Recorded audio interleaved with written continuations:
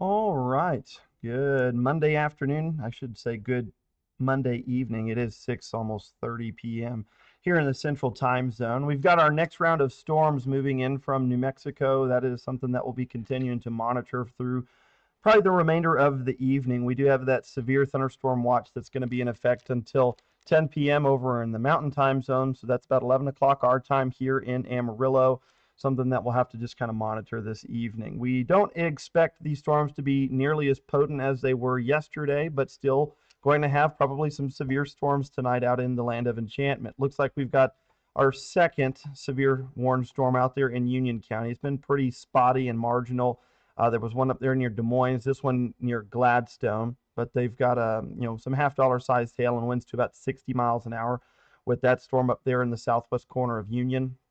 We've got some new storms developing near Santa Rosa and then back over down I-40. This stuff will start pushing into the Texas Panhandle and eastern New Mexico over the next few hours. We'll see how far into Texas these storms get tonight. Once the sun goes down, the atmosphere should start to stabilize. The instability won't be as strong, so they will start to decrease in intensity once the sun goes down, but still could see maybe some severe storms running until about 10 o'clock, maybe 11 o'clock this evening. So just the one storm at the moment. If you guys have questions, feel free to drop a comment below and we'll get them answered for you.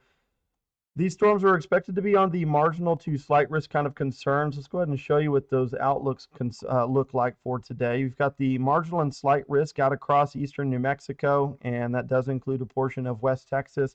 Really just kind of glancing the southwest panhandle, not expecting us to have a huge concern. You can see that tornado threat very low. It's not zero, but it is below 2%, which is really not a concern for us for this evening. The wind threat is, I think, going to be our leading hazard for tonight. We've got a 15% probability draped across a portion of the area, Quay, Curry, and Roosevelt County, as well as Palmer County. It just kind of slapped in the middle of this.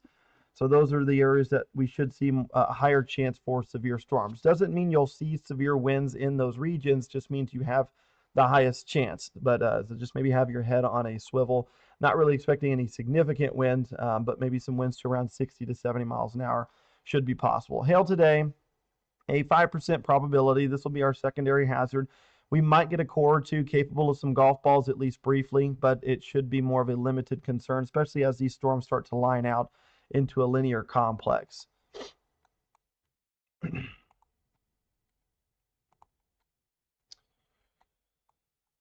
So storms right now just kind of firing around Union County, back into Colfax County. Things are starting to quiet down. You get a little further south to Harding. We do have a few other cells pulsing up out there near Roy. These are, again, mostly in open country. There's not a whole lot out here. Gladstone's up here in the warning, or at least just east of the warning is where that warning is at, just east of Gladstone. Half-dollar sized hail down there just to the south of 412. Right here near County Road 13. Just to the south of 412. That's where you're going to have some of that bigger hail there in Union County.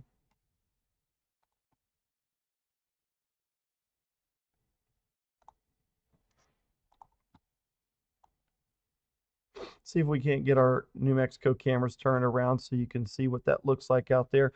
Closest camera would be Des Moines, so you may not see a whole lot out there. That's on the other side of the county, about 25, 30 miles away. So we may see some, dark clouds and some thunderstorms kind of off in the distance, but we probably won't see anything severe.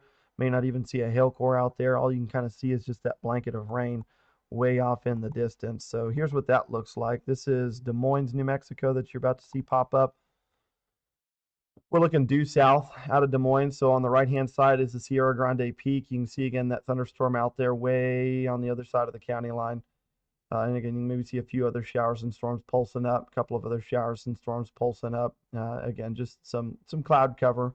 They did have a little bit of rain there earlier this afternoon. They've had quite a bit of rain up there. The grass getting pretty green. You kind of see the sides of the hills and the mountains definitely getting pretty lush out there. We have been very fortunate this year in the high plains to have plenty of moisture. Here in Amarillo, we're running about 150% above normal for our precipitation through that first 5 months and some change. This is Clayton, or rather Clovis. You're looking off to the northwest at some of those storms. You can kind of see it's getting a little dark out there. but those storms still well off to the west, probably won't reach into our area for another hour or so. So there's that new severe thunderstorm warning. It's over there in Guadalupe County around Santa Rosa. That's going to be in effect until 6:15 p.m. The National Weather Service out there in Albuquerque's warned that for 1-inch hail and 60-mile-an-hour winds. It's really only going to be for where these storms are at. So if you're in Santa Rosa, you've fallen inside the warning, but it's just going to come down to if these storms track over you on if you'll actually end up seeing some of these storms impact you with some 60-mile-an-hour winds and some 1-inch hail. You can see again, kind of drift into the northeast, may come across the interstate here within the next half hour.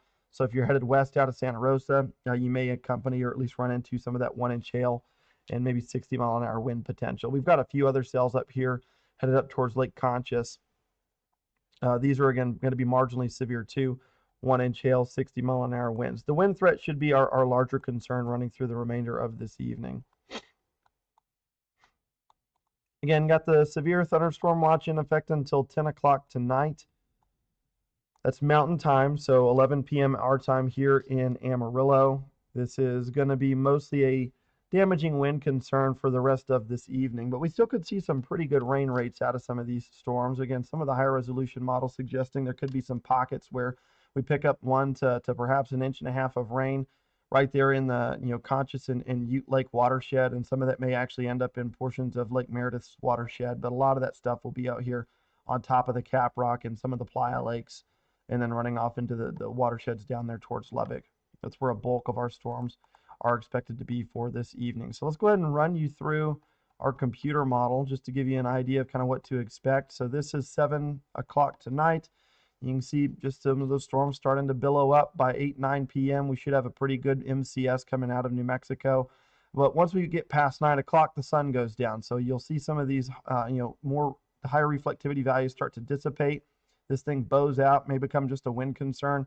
And then we get some light rain still lingering around early on Tuesday morning, but probably not severe weather. A lot of this likely to stay to the southwest of Amarillo as well. A lot of this is going to be down towards that eastern New Mexico, Palmer, Castro, and Deaf Smith County. Anything further northeast of that, I'd be a little shocked if we end up with severe storms overnight tonight. Moving into the rest of this week, we are expecting some pulsy showers in the afternoon on Tuesday. Those will likely be below severe limits. We'll have enough instability for thunderstorms, but we probably won't see anything severe, and that's most likely how the rest of the week's going to play out. There's going to be a low pressure feature moving through West Texas throughout Tuesday and Wednesday morning. It may start to lift to the northeast on Wednesday afternoon, so we'll see maybe some better chances for rain and some slow moving thunderstorms around Childress and Cottle County. Getting further into the week, we may actually see some northwest flow aloft start to come back into play, and that'll start changing that chance for maybe the pattern overall. We'll start seeing some more storms get going off the mountains of New Mexico and Colorado, the Sangre de Cristos, and start being blown in this direction. So we'll still have that chance for some rain and thunderstorm activity. It's just going to be mostly confined to our western counties. Really will come down to how strong some of those disturbances are as they come through the mean flow of that storm, a storm system, and overall over the jet stream. Again, you can see this big trough out here centered over Kansas by Thursday. So starting to get a little northwest flow, and if we get some strong enough winds aloft, that's going to help push some of that stuff back into our area.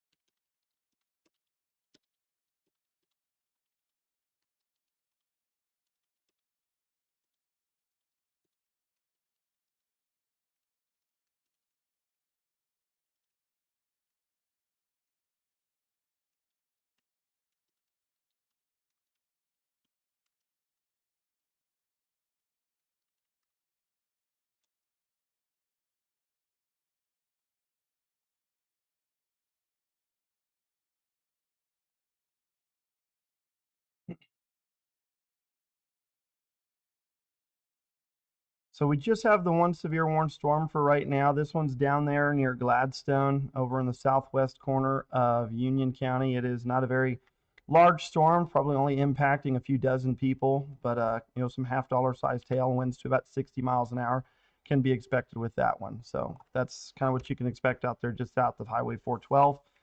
That one's moving south and southeast at 20 miles an hour. These are going to be a little slow moving today, so we could see some spots where 1 to 2 inches of rain is possible. That may lead to some flooding concerns, at least on a localized level.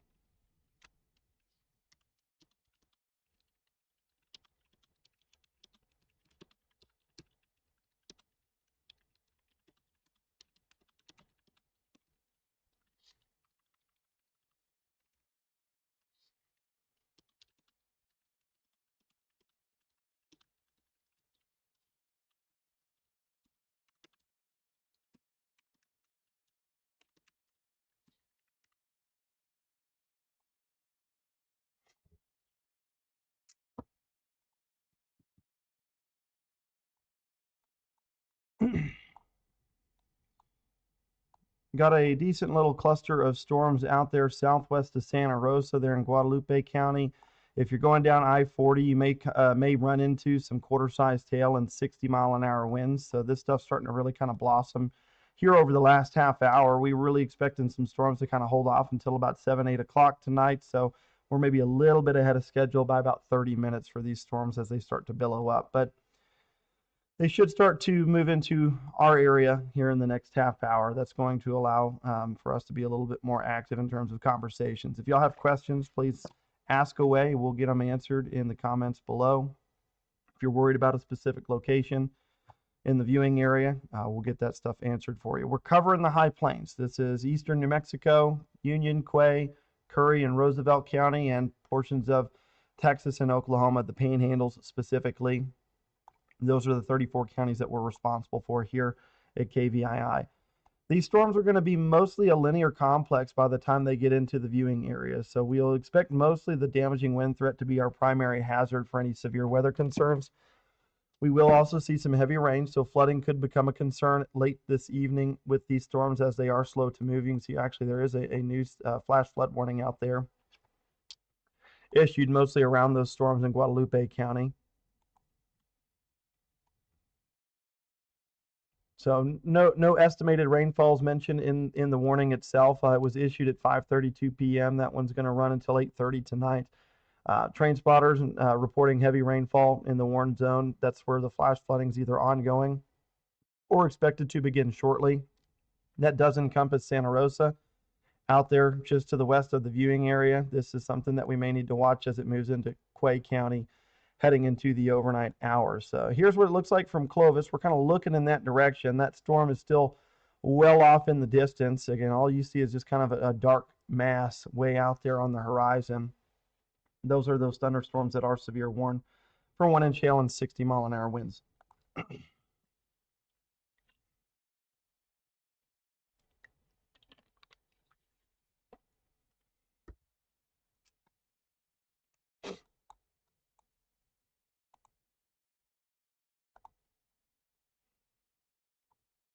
But the severe thunderstorm watch is going to be in effect until 10 o'clock. So we've got probably another 4 or 5 hours where severe weather in theory is going to be possible. This should be much tamer weather compared to some of the spicy storms we had yesterday.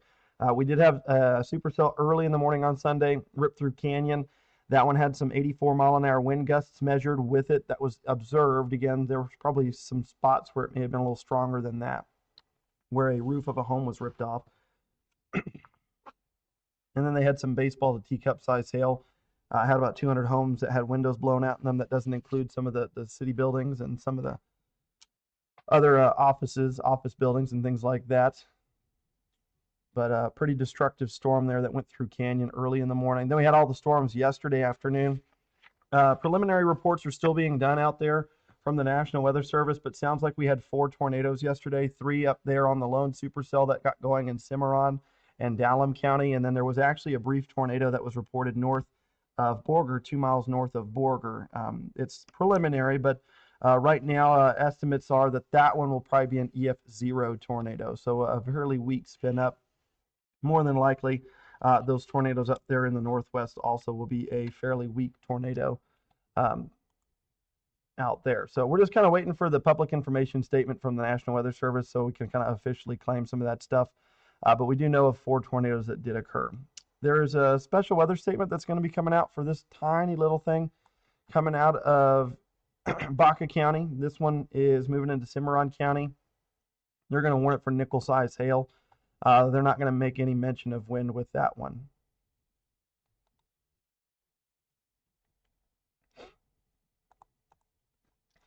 These storms are going to move generally in a southeast direction over the course of this evening. They also will pose mainly a wind threat if you guys are just now tuning in. We've got a cluster of storms that will really need more monitoring around Santa Rosa there in Guadalupe County. That's going to fall into the watershed for portions of Conchas and Ute. So that'll be good for the lake to come up. Ute Lake actually only needs about 11,000 acre feet to get to the top of the spillway. The last time that lake actually ran over was 2017, so it'd be really cool to see that happen again.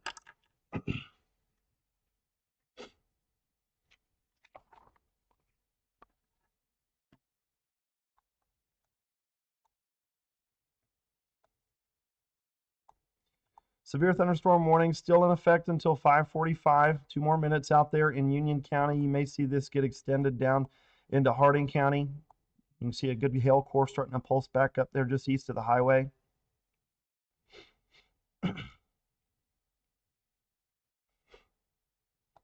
Looking south in the direction of those storms.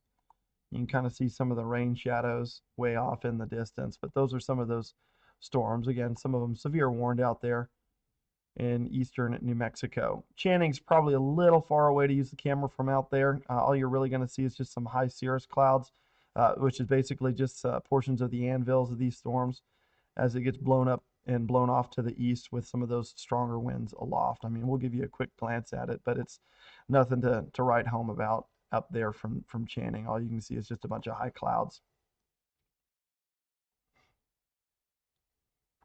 So we don't have any chasers out today. They've all decided to stay home. It's looking like kind of a marginal afternoon for severe weather, but we still could see maybe some winds gust to around 70 miles an hour. Probably going to see a pretty good shelf cloud with these storms as they roll into New Mexico later this evening. Again, we still have that severe thunderstorm watch in effect until 10 p.m. Mountain Daylight Time. You can see that ticker crawling across the bottom. All of that is in Central Daylight Time, the Daylight Time zone. So all of these counties that say they expire at 6:45 p.m., that is until 5:45. So just subtract an hour for those counties in New Mexico.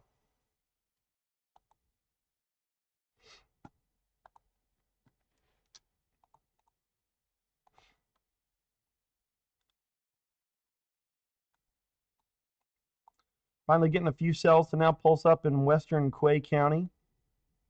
These are going to be some slow-moving thunderstorms, so a flood concern will be a secondary hazard. The first hazard will be our damaging wind threat, but then we'll have some flooding concerns with these also. You can see a pretty good hail core starting to pulse up there near Double Mills. That may have some beefier hailstones in it.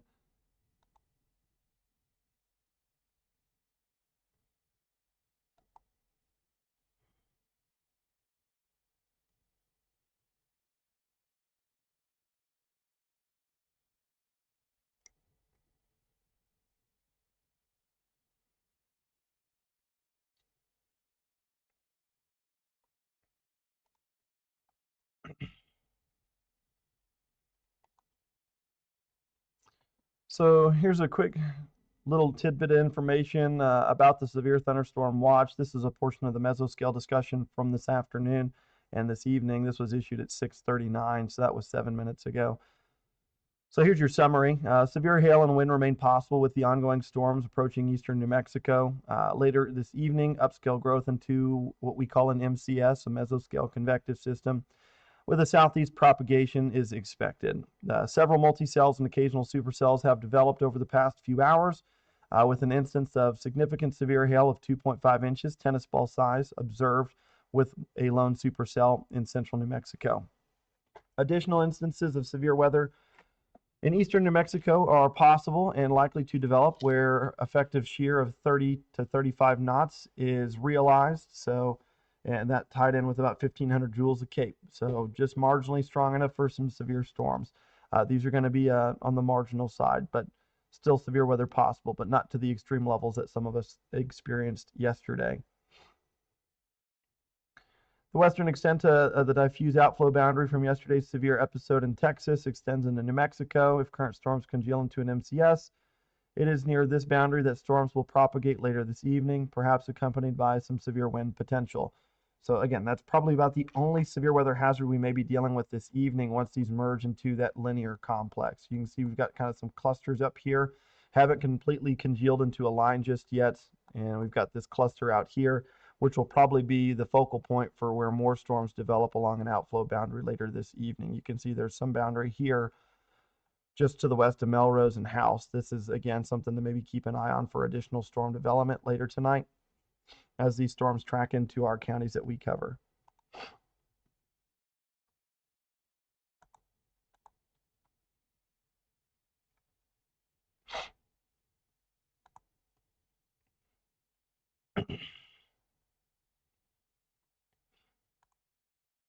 So here's what visible satellite looks like for right now. You can see all those storms starting to blow up in New Mexico.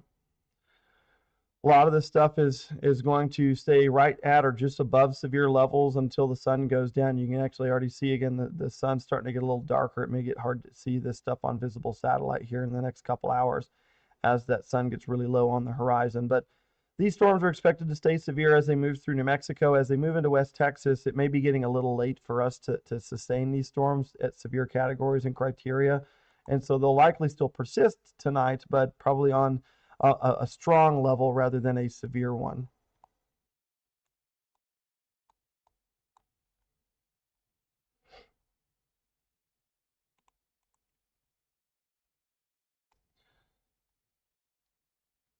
The severe thunderstorm watch will be in effect until 10 p.m. this evening. It's going to cover Union, Quay, Curry, and Roosevelt County over here on our viewing area.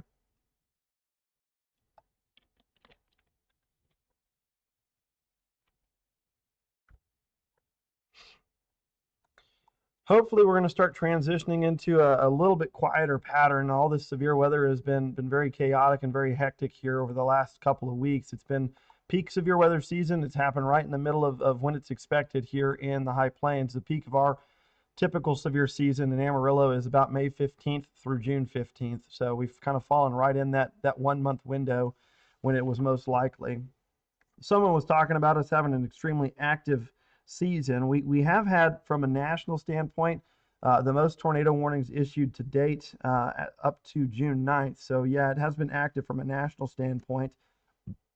But if you're taking it from like a tornado count standpoint for us, it's actually pretty average. We are at 19 tornadoes so far. I guess we're pacing a little bit above normal. Normally we'd only have about 12 to 15 at this point in the year.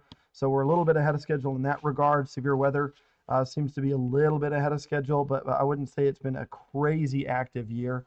But definitely the last 2 weeks have been very busy. But that's typical. We usually get 1 to 2 weeks of severe weather every year where it's almost every day and it gets really chaotic. So I wouldn't say that this is out of the norm. It actually falls right in line with climatology here. So let's go ahead and run through your computer model. Again, this is kind of what we expect those storms to do this evening. You can see they'll kind of congeal into a linear line as they move into Quay and Curry in Roosevelt County. As they get into West Texas, they'll start to run out of steam. The sun's going to go down, instability will get lost, and we'll end up seeing these storms start to collapse as we get into early Tuesday morning. Now, we'll still probably see some showers and thunderstorms early on, like 1, 2 a.m., but we will see them probably below severe levels. Moving into Tuesday, this low pressure feature underneath us is going to slowly work its way through West Texas. Some sporadic showers and thunderstorms really expected to kind of roll underneath it, but we could see some stuff on the northern periphery, maybe some spotty, really slow moving showers and thunderstorms Tuesday afternoon. Those might be strong, but we don't necessarily think that they'll be severe. They'll be kind of pulsy.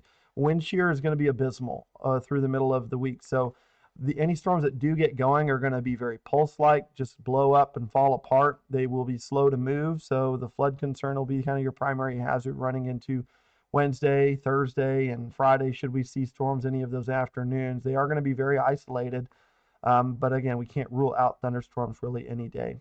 So here's the overall pattern.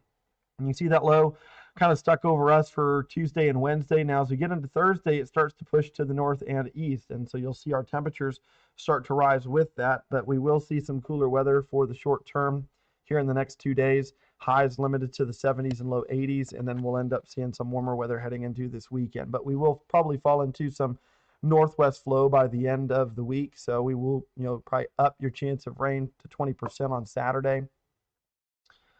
And then you can see those temperatures getting kind of hot. This will be the hottest stretch we've actually reached to in Amarillo so far this year. The hottest we've ever been is 90 degrees. We've only done that 3 times this year.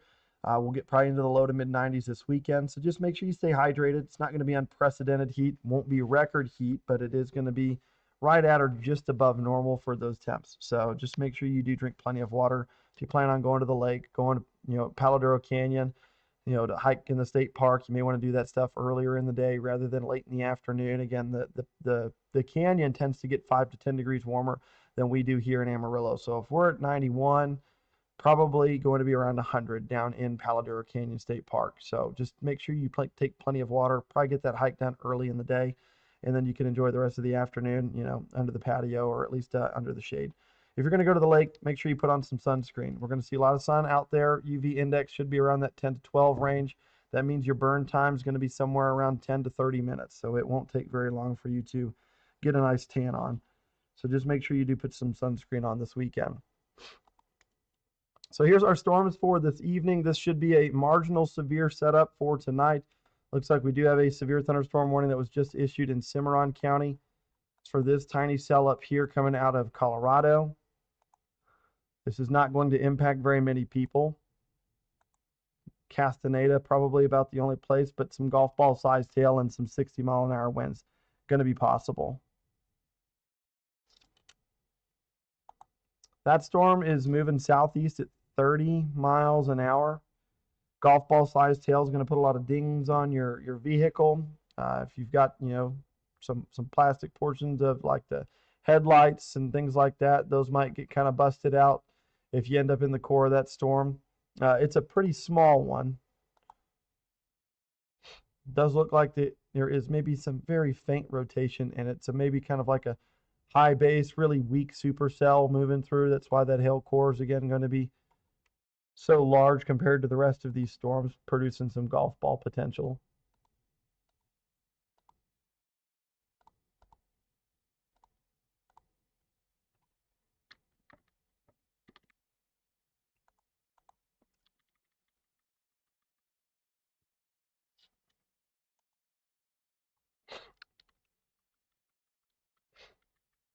So looks like the high-res model's got a pretty good handle on things. Again, that storm up there in Cimarron County that you're looking at probably won't hang around for a long time. Looks like the better disturbance aloft or the better dynamics aloft are really further south towards Quay, Curry, and Roosevelt County. That's where, again, we're more than likely to see that MCS unfold and take shape. We might be on the northern periphery of it here in Amarillo tonight. But overall, a bulk of the stronger storms will probably favor places like Dora, New Mexico, Roosevelt County, Bailey and Palmer County. You may end up with some of this stuff. Hobbs, New Mexico will probably have some strong to severe storms. It's going to be more limited up here on the northern side of this stuff, but we still could see some gusty winds perhaps.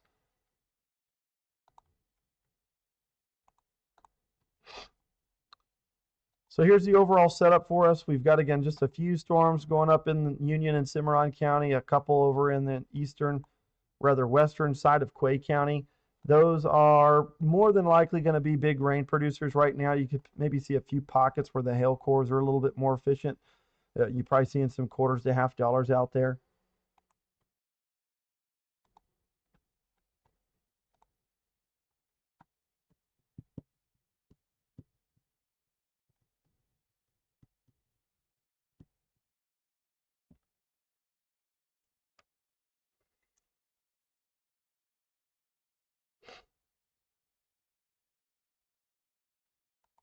So they're going to go quarter-sized hail. They're actually going to decrease the hail size in this warning out here in Guadalupe County.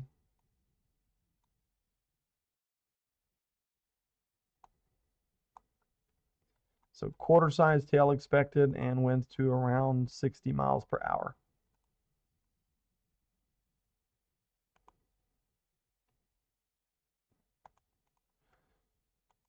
So here's your storm relative velocities. What this is we're just tracking some spin within the storms if there is any. Again, green is just your inbound winds headed to the radar. Red are outbound winds headed away from the radar. We're using Cannon Air Force Base's radar right now. Looks like there is some spin right in this general area. We'll jump back over to reflectivity. You can see that is probably a high base supercell moving out of Union County there and into Harding County. That one's going to be, that one's actually in the Ute Lake watershed. That one's going to flow, all that rain's going to flow down into Ute Creek.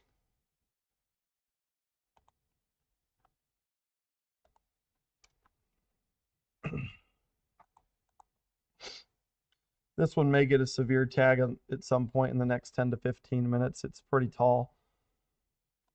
Show you a look at our volume slides. We'll draw on it real quick just to kind of show you how tall that thunderstorm is. It's got an overshooting top at about 42,000 feet. The anvil kind of leveled out at about 30,000. We really like to see the anvil closer to 40 for severe storms. But you do have drier air out here in New Mexico. Drier air actually helps with some of the stronger winds and some of that hail production. Causes a cooling effect. These storms can again hold some bigger hail in them whenever there is some drier air. Let's go ahead and take a look at some of these storms out here. Let me see. So look at all these. These are mostly topped out at around 40,000 feet. You've got a few overshooting tops shooting up, closer to 50,000. But most of those cloud top heights are right around 40K. So that's usually what we like to see for severe weather.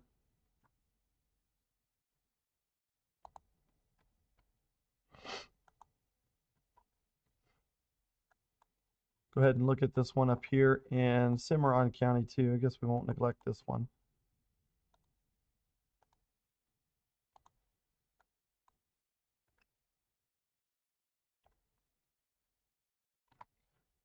So it looks like that cloud top height's actually pretty low. This one may be marginally severe. Currently warned for golf balls and 60-mile-an-hour winds. That's this thing right there to the northwest of Castaneda, right just east of Rainier, southwest of Campo. This is out there in the middle of open country.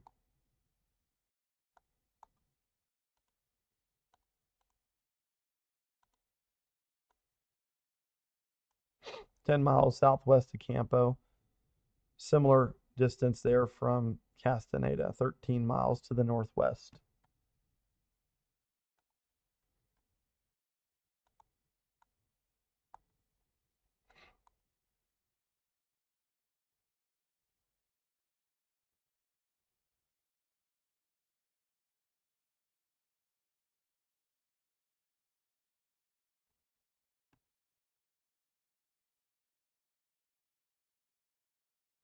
So here's a live lookout at Clovis, New Mexico. You can see that there are some thunderstorms in the distance. Those are those severe warned storms. They are producing some 1-inch hail and 60-mile-per-hour winds. They're right down I-40. So if you got anyone or know anyone traveling down I-40,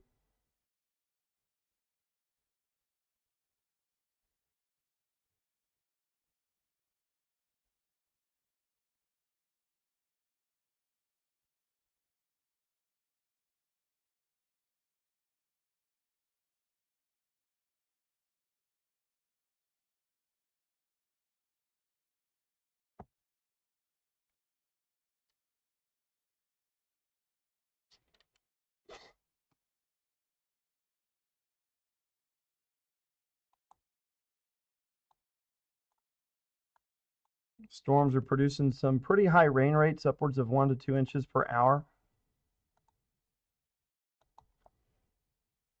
A lot of the stuff's right down the I-40 corridor, just west of Tucumcari. You're going to run into some heavy rain. You may encounter some flooding, and then some quarter-sized hail and 60-mile-an-hour winds. Those are going to be your primary hazards with this stuff moving out of New Mexico, out of Guadalupe County.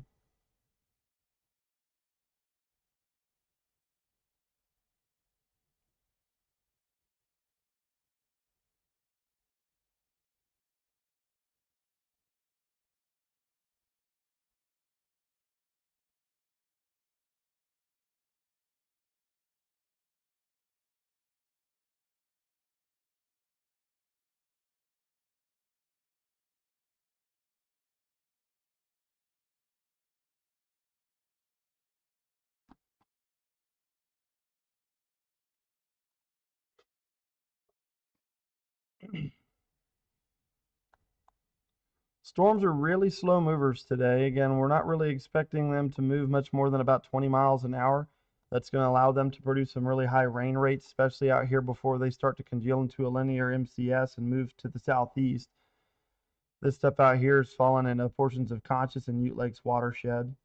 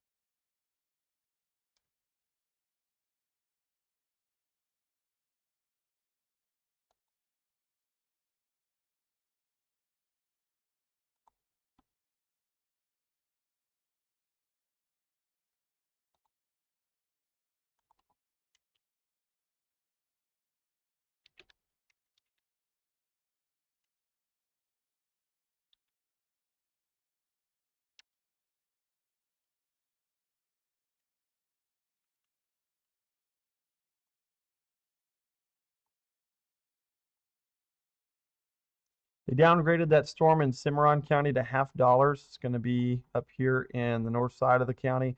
Boise City, you guys are listed in the warning. I'd be more shocked if you had anything other than wind from this one. Does look like it's falling apart pretty quick. It's going to die a pretty fast death, but still severe warned as it collapse. Castaneda may end up in that small hail core, but Boise City, you guys more than likely just see some strong winds from that one.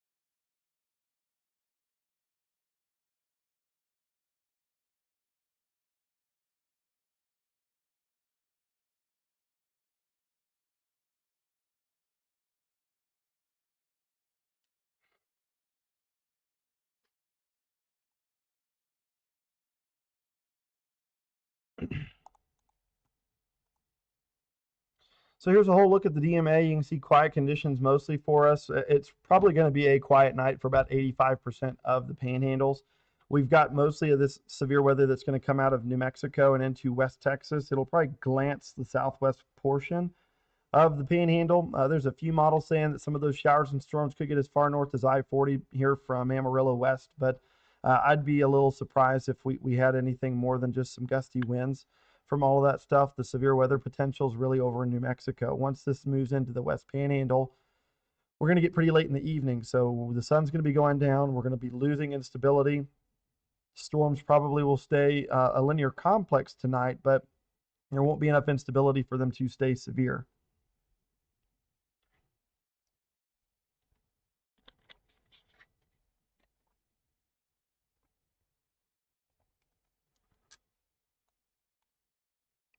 So here's the area that we're really just kind of focused on right now.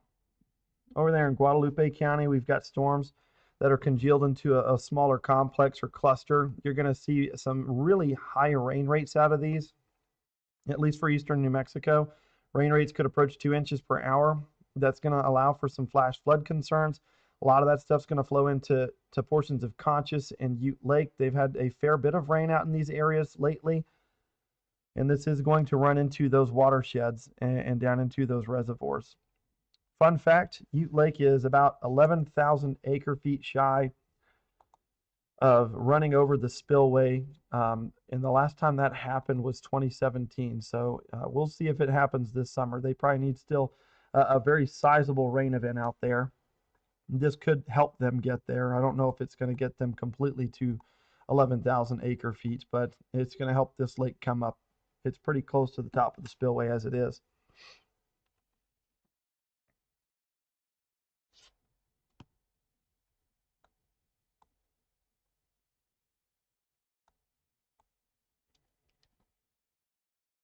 We may let the live just kind of run for you guys. Again, just with the radar, nothing is severe except for this stuff up here in Cimarron County. And again, that storm's dying a pretty fast death. I'd be shocked if it hung on to a warning longer than 7:30. So we'll probably let you guys just kind of watch the radar as these storms move in. If you guys have questions, please feel free to drop them in the comments and we'll get them answered for you. Just a big cluster coming out of Guadalupe County there on I-40. That's where you're going to run into most of the problems there in New Mexico, where you're going to see some heavy rain, flash flooding, some 1-inch hail, some 60-mile-an-hour winds, mostly just a hail and rain event for the moment. As this congeals into a linear line, we will see it more transition to wind and rain instead of hail and rain. So just something that we'll see probably transition over the course of the next few hours.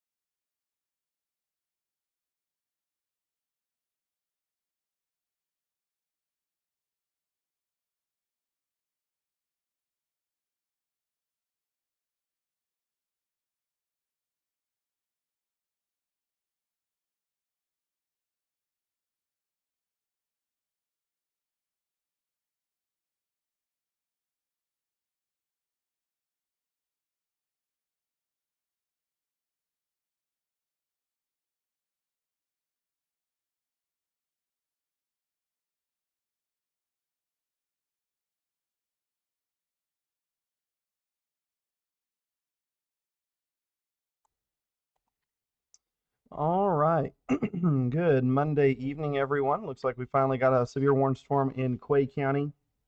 These storms are really slow going. This is going to take some time for it to move across the panhandle or across New Mexico and into the panhandle. Looks like we've got two colliding boundaries that's helping some of these storms pulse up out there in Quay County. Those are just to the northwest of House. I would expect them to stay mostly out over open country, but you can see, from Jordan back to the west down the Highway 156, especially up there when you go north south. That's where that big hail core is at right now. That's where you could be dealing with some quarter to $half sized hail with that storm.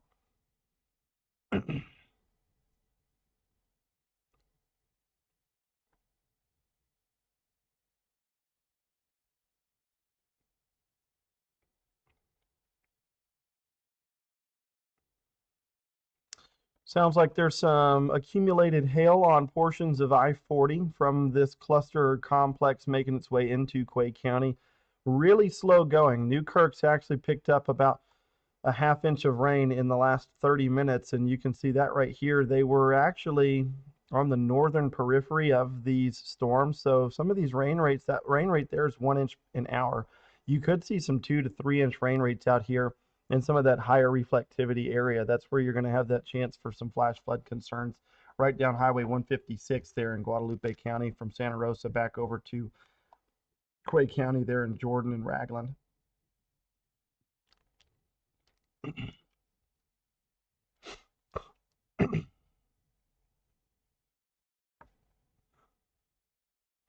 Starting to get some additional development out there just to the west of Roosevelt towards Fort Sumner. They've got a severe warning storm. That one's for ping pong size hail and 60-mile-an-hour winds.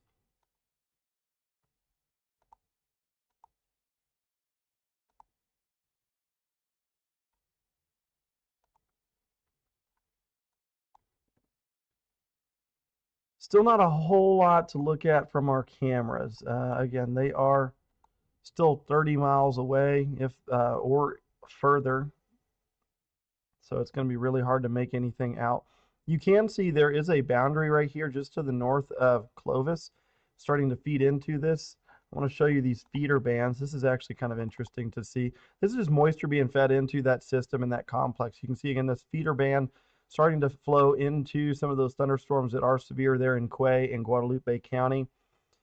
This is going to help pump in some additional moisture. This is potentially could become a pretty sizable flood hazard for at least a localized area in New Mexico. Most of that currently still falling in Ute Lake's watershed. We'll start to move over into Lake Meredith's watershed here as it gets over towards the Revolto Creek region. So Revolto Creek runs right up in here. All of this here ends up falling into Lake Meredith, but all of this stuff back out here falls into Ute.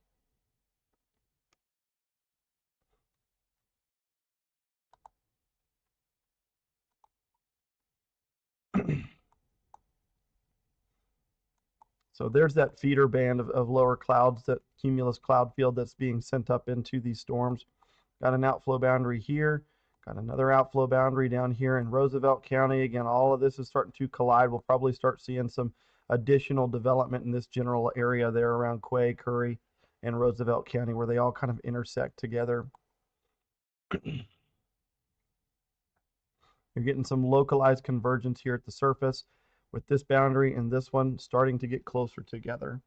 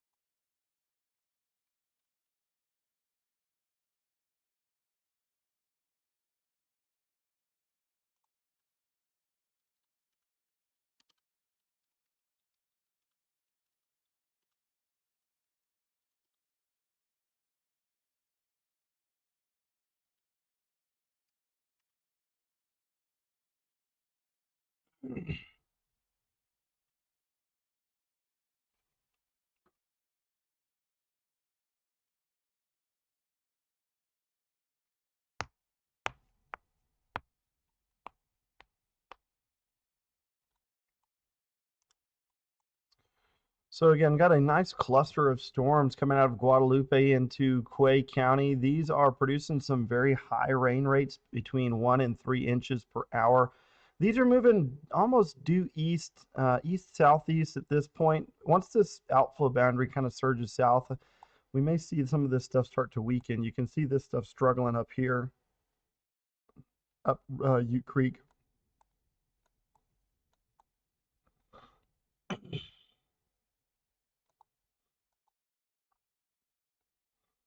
Cloud top heights seem to be warming with this stuff too. Over on satellite, it doesn't look like that stuff's pulsed up much over the last 15 to 30 minutes. So this stuff will likely continue to dissipate as this stuff will become the main wave coming through here in the southern portion of the region. You can see maybe a few sporadic showers still developing around Conscious, but they're non-severe. That you can't see their overshooting tops on satellite. But we do have a severe thunderstorm watch over in New Mexico until 10 p.m. this evening. That is where we expect most of the severe weather tonight. There is some uncertainty on if storms, when they get into West Texas and the Texas Panhandle, if they'll still be severe. I think that's the uncertainty right now.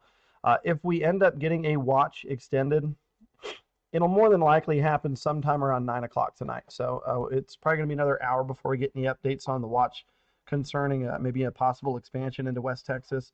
I do think storms will get into West Texas, but we will not expect them to be probably very strong or severe when they come through. So the reason for that is our sun's going down close to 9 o'clock at night. Once these storms move into the region, it's probably going to be 9 or 10 p.m. So we're going to have all of our daytime heating gone at that point. We'll start seeing temperatures cool off. When that happens, our instability starts to wane, and it's already somewhat conditional. We only have about 1,500 joules of instability. You need about 1,000 for a severe thunderstorm. So that's why we still have severe storms out here. But if we continue to go into the overnight hours, storms will probably persist, but we may not have enough juice or energy for them to utilize food for those storms to make them severe. They may be on that marginal basis where winds are gusting around 50, 55, and we see some penny-sized hail. But I kind of think that as they move into Texas, they will probably fall mostly below severe limits. You may see a wind gust around 60 miles an hour, but hail cores probably won't support anything larger than nickel to quarter-sized hail as they get into the Panhandle area. Right now, again, anything that's isolated could support some golf balls. That's why that golf ball threat that we had earlier displayed is showing golf ball sized hail for your maximum potential. That's just due to any of those isolated cells that are out there between now and 1 o'clock. But as we go into the Texas Panhandle, the storms will probably become mainly just a Boeing MCS, where you just get a straight line wind concern with them gusting to 60 or 70 miles an hour, should they still be severe if they move into West Texas tonight. So that's something that we'll continue to monitor. But the watch may not get updated for probably another hour or so. So here's what it looks like for right now. It's just out there in those 4 counties we cover in the Land of Enchantment: Quay, Curry, Roosevelt, and Union County. It includes others further west, but those are some areas that we don't necessarily cover. They aren't considered the viewing area, or our DMA.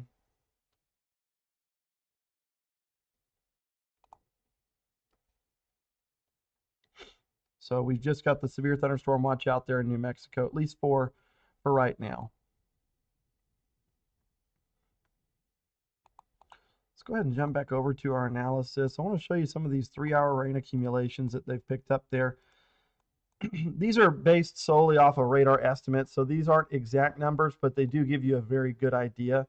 You can see again, these numbers will probably change with some of these as they move, as it continues to update. But I mean, you're talking about a good widespread 1 to 3 inch amount of water that's fallen there around Santa Rosa, back over about 2/3 of the way towards Tucumcari. A lot of that water is going to be headed into the watershed for Conscious and Ute, and so that's going to continue to help those lakes fill up. The Ute Lake Reservoir is actually about 11,000 acre feet from being full as it is. It won't be full. It'll reach the spillway, the mandatory release spillway. So Cremois had an agreement with Ute Lake to allow that lake to only fill up to 200,000 acre feet, even though its storage capacity is 400,000. Once it reaches 200,000, it's mandated to run over the spillway and into the Canadian River to help spread some of that water back into Lake Meredith. Because even though we have a massive watershed, we don't have a massive amount of rain out here. We are in the outskirts of the desert Southwest, where you transition from the desert into the rolling plains. And so some of us only see 15 to 16 inches of rain annually. So it doesn't necessarily mean that we'll have full lakes. In fact, most of them usually aren't full. What I would do to see what Lake Meredith looked like whenever it was at 70 some odd percent capacity. I mean, that's 30% more than what it is now. I'm sure it looked amazing. Some of the old timers probably can tell stories about it, where you could see some of the old fishing spots and some of the places where some of the islands probably didn't even exist, or they were underwater completely. Rattlesnake Island probably looked far different than it did now, with that extra 30, 40 feet of water overhead. So it would be pretty cool to see that lake look like that again. But right now it's only at about 42% capacity, 43% capacity. Let's go ahead and clear that off. You can see it looks like, again, this is really where the core of the heaviest rain is falling right now, right there on the northern side of the mesas, right on the edge of the Canadian River Valley watershed. This is moving to the southeast towards House. If you live in Clovis or around Clovis, Melrose, Grady, Farwell, some of these areas are going to likely see some storms this evening. Again, you are all in between these two colliding boundaries. You're probably going to see some storms start to blow up out here in mostly western Curry County over the next hour.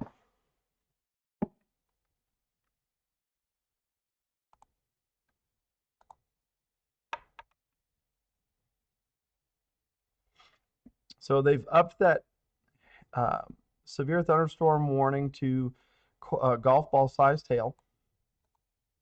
There right now, it's looking like it's going to be at that hard left turn up on the north side of the Highway 156 as you get ready to exit Quay County and head into Guadalupe County. That's where your hail core is at right now.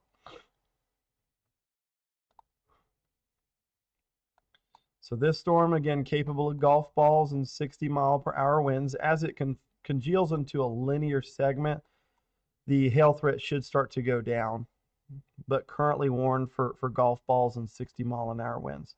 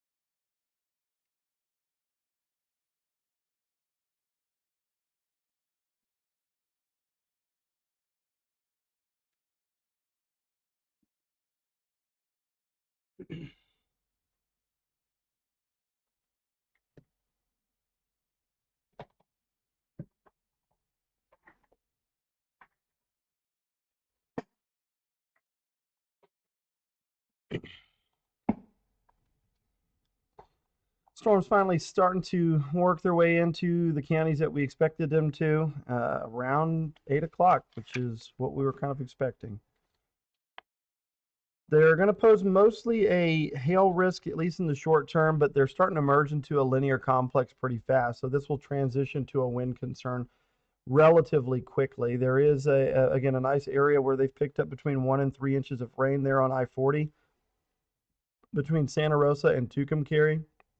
And some of those areas down here probably can expect some good 1 to 2 inch totals, especially with this complex starting to get a bit more established and still starting to move pretty slow. So you may see some pockets in here where you have 1 to 2 inches of overall rainfall down there between House and back up towards I-40 to the northwest. This is going to be some pockets in here that pick up about 2 inches of rain.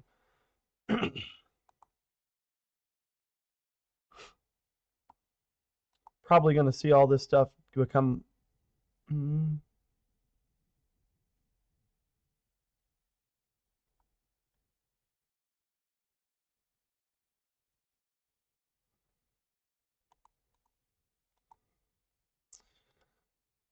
So here's a look at the velocities. This is storm relative velocity. What this is just measuring the wind speeds, at least where the radar is shooting through the atmosphere. You can see there's a pretty good signature now showing up there just west of Hassel. That's where you'll likely start to see some of those stronger winds, you know, around 60 miles per hour. There you go. And that's moving to the east towards House and McAllister. Again, some of those strong winds can be expected to move from west to east. The outflow boundary currently coming into Quay County. Again, this is all moving towards Grady, towards Claude in New Mexico, Clovis, Greer, St. Vrain, Melrose, all of these areas kind of out here in the central and north side of Curry County can expect some of these strong winds to arrive here within the next hour or two. These are, again, going to be producing winds in excess of 60 miles per hour. Looks like there's a tiny little notch in here. This could just be a anomalous propagation or some kind of false echo. Looks kind of funky. It's actually spinning clockwise, which is anticyclonic. Let's go ahead and take a look out at Clovis. We may start to finally be able to see some of these storms in the distance. You can see that feeder band heading into the storms. Let's take a look around town. There's a few storm cells pulsing up out here to the southwest. Really hard to make anything out. Probably just some shower activity down out there. You can see again another boundary. That's probably that outflow boundary that we were seeing on radar. Heading, again, this one's heading to Clovis, and then there's another band to your north of this feeder band that's also closing the gap. So you're getting some localized convergence here at the surface. We expect the rain and stuff to fill in here around Curry County within the next 60 minutes, especially the west side of Curry County. Melrose, House, all of those areas up there. We'll start to see some additional development here within the next half hour.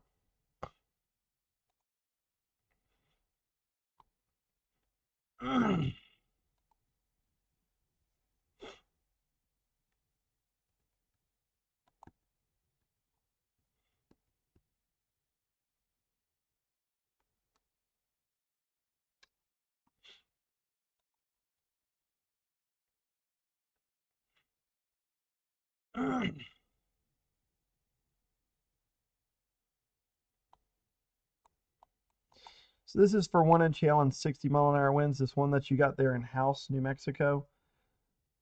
Most of the bigger core of hail is going to be up there in western Quay County, kind of out there south, about 10 miles south of I-40. But it does look like you're starting to get some bowing effect and bowing feature out there on that second round of storms. Probably will see some strong winds associated with that.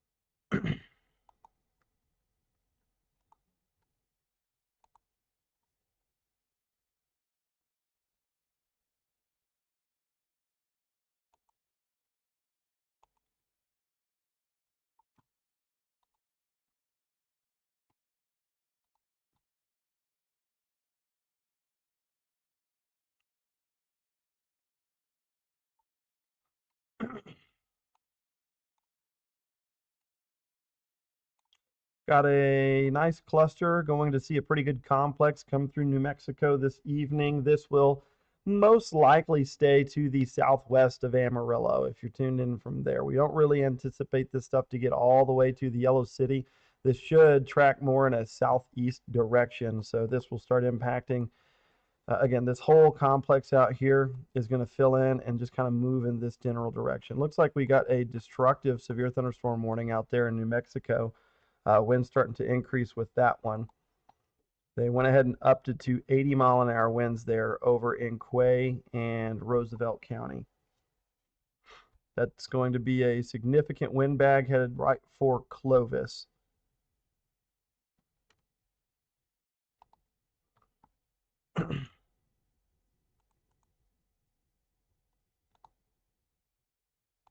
We'll zoom in and we'll take a look at the velocity signatures. You can see this really starting to show up really well on velocity. So here's your outflow boundary. This is where you're dealing with some pretty strong winds from this, especially over here near House. All of this stuff is headed to the southeast towards House. You guys are about to get hit with some strong winds. 80-mile-an-hour winds.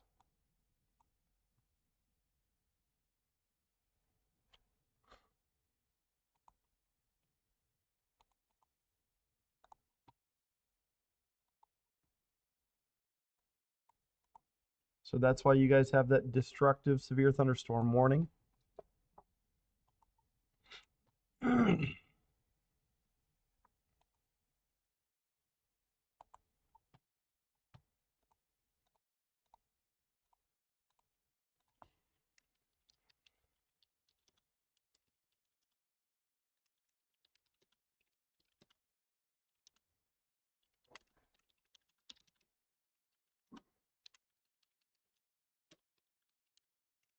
This is going to be capable of 80-mile-an-hour winds.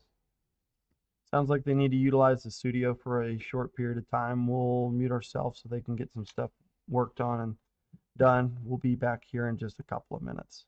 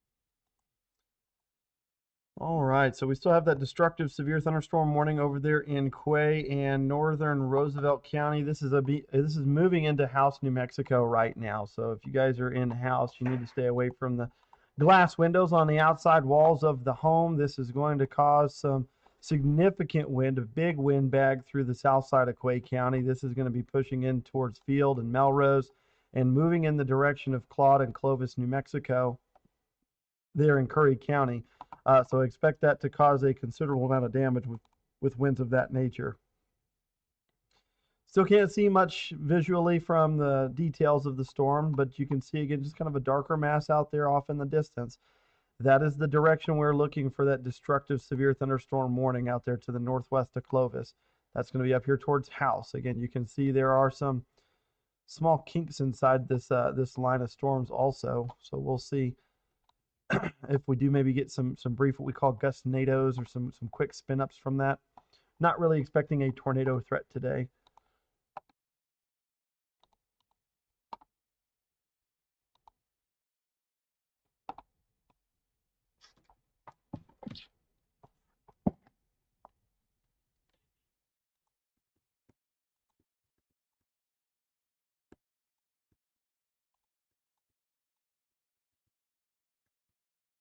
Getting a pretty nice core updraft out here just from House all the way down to the south portion of Debaca County. Looks like this is going to be kind of where that big wind event sets up right here on the southern portion of this cluster. So kind of from I-40 all the way down in here, this is all going to produce some pretty strong winds. This is going to allow for more storms to develop in this fashion. So there you go. You got that new warning. It's going to cover a good chunk of Quay County. It's going to cover the western half of Curry County and that northwest corner of Roosevelt County. That one's going to be in effect until 8 p.m. this evening. That storm is warned for 1-inch hail and 80-mile-per-hour winds. So they're going to make this a destructive tag here on the north. They're making it just a 60-mile-an-hour wind threat here to the south. So looks like the worst of that wind is going to pass to the north of Clovis. It's going to come right through House, Grady, Tucumcari. You may end up seeing some of these strong winds with this line of storms moving through. Very, very strong signature for some strong winds.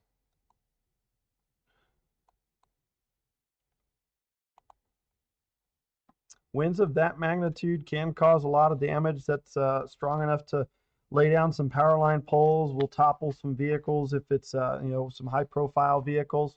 Winds gusting to that degree, we get that all the time here in the high plains in the early spring, but this will be mostly due to the strong winds that we've got out there from these thunderstorms. This is going to be moving mostly through the southern side of Quay County and the northern half of Curry County.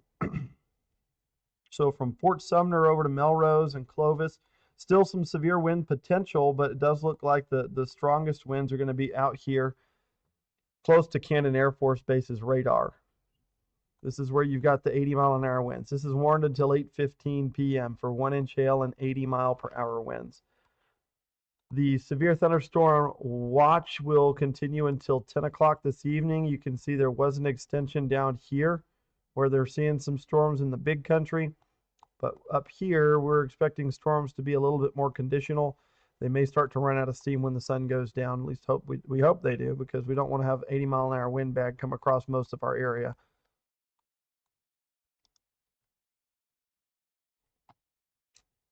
Some very strong winds associated with these thunderstorms.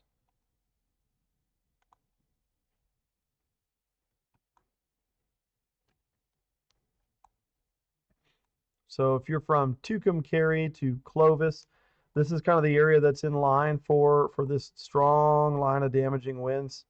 We'll give you a quick track, kind of a general idea on when those storms should get there. Storms moving east at 45. We need to probably redraw this. I think we drew it for 42.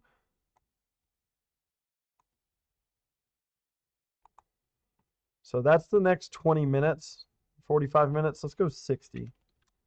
So we'll see again. That's gonna so here in about an hour, the line of damaging winds ought to be getting close to the state line.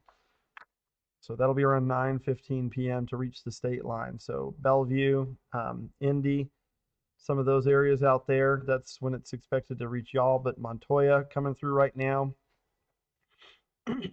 Ragland, 7:27 is the time of arrival for y'all. Weber City at 7:32. Forest, 7:37. You guys have about 20 minutes before those strong winds reach your area. Field, 7:38. Tucumcari should be around 7:44. Melrose, 7:47. That's for this destructive severe thunderstorm warning.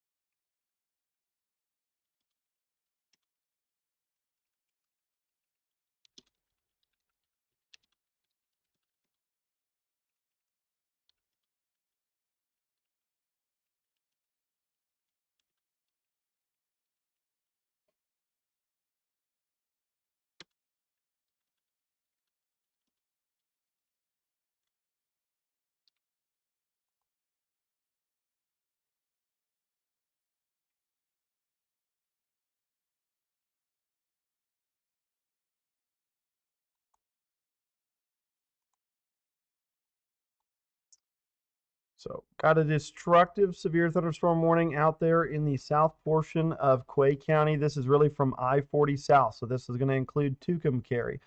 This will not include Ute Lake or Logan, New Mexico, at least not for right now. You guys are outside of the polygon. The big thing with this is going to be the damaging winds. Winds are gusting as high as 80 miles per hour. We are seeing some maybe quarter-sized hail also associated with this thunderstorm. That could cause maybe some marginal damage to sidings of homes, roofs, your vehicle. You don't want to be outside in this. Again, wind of that magnitude is probably going to cause some considerable amounts of damage to poorly built structures. Pole barns and things of that nature probably are going to suffer from some of these winds that are about to move into the viewing area. So just make sure that you guys are finding some shelter in a sturdy building. Again, you want to kind of stay away from maybe the windows too. If there's any hail that's a little bit bigger than what's forecast with this one, with that wind, that could cause a lot of problems. You may end up seeing some windows being blown out just because of the strong winds that are associated with this storm. This is moving due east at 45 miles an hour. This is coming right down Interstate 40 and just south of there. This is going to start moving into Deaf Smith and Palmer County here in about an hour. So places like Friona, Bovina, Sims, some of y'all out here in the west sides, Walcott of Deaf Smith County, expect this to be there in a little bit more than an hour, 60 to 75 minutes. This is warned for 80 mile per hour winds.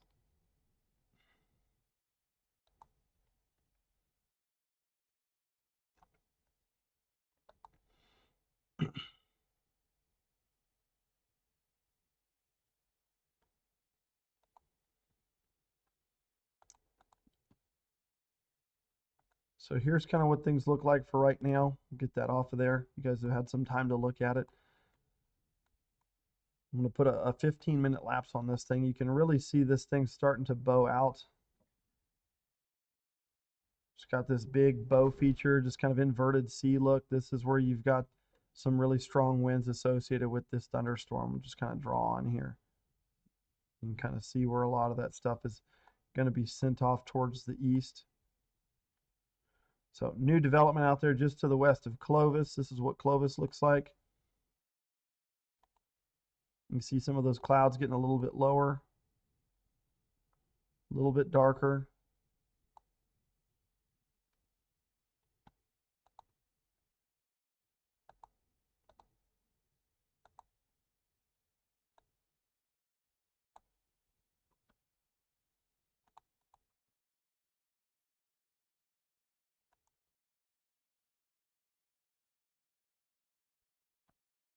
So our sky cam that we were looking at is over here. You're kind of looking off towards Melrose.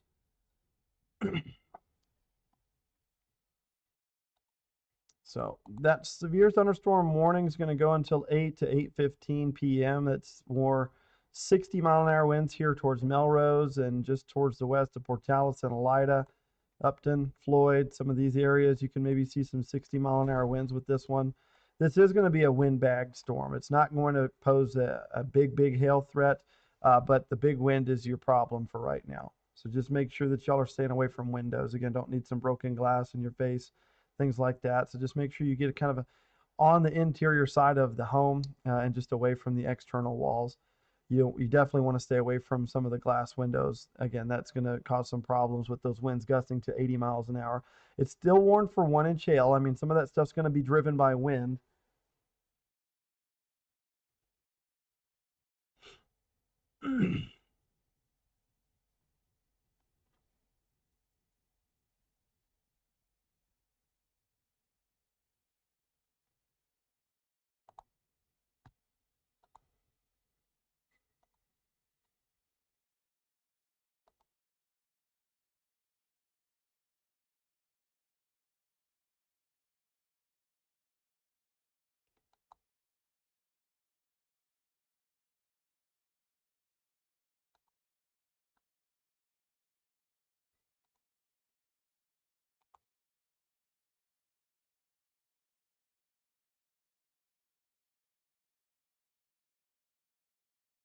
Sounds like they are going to extend the severe thunderstorm watch.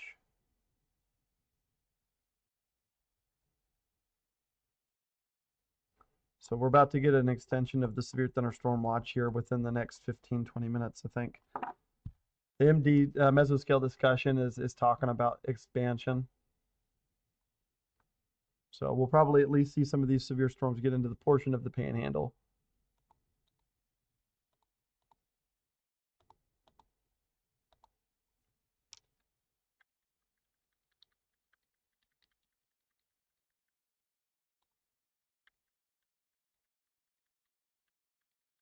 A lot of this should stay to the south of Amarillo tonight. I won't rule out rain. We've got about a 20 to 30% chance here. Much higher chance down around Clovis, Portales, where you're basically guaranteed rain to some degree tonight. Sorry. Keep your map level.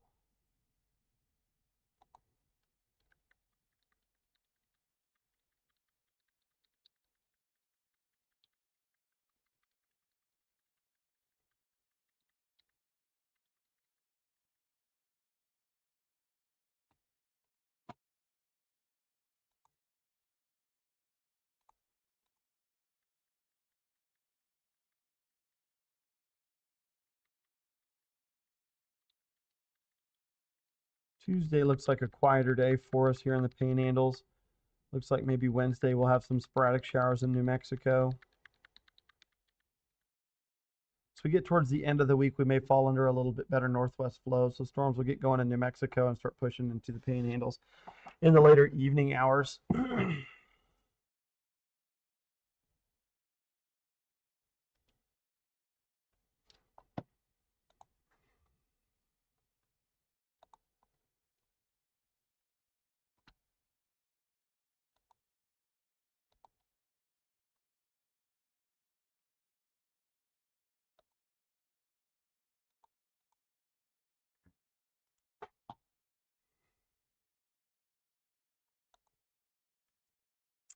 So looks like I mean, the hazards really remain the same. Winds mainly between 60 and 70 miles an hour.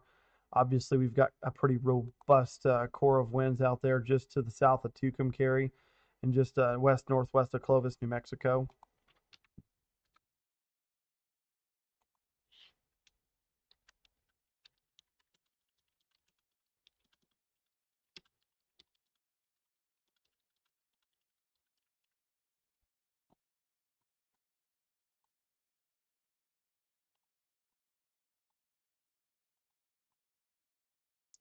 Pantex's lightning mapping array has detected 22, almost 23,000 static discharges within this cluster out here. That does not mean there's been 23,000 lightning strikes, but there is a lot of static discharging happening. Again, this could certainly be a fairly active group of thunderstorms out here over in eastern New Mexico.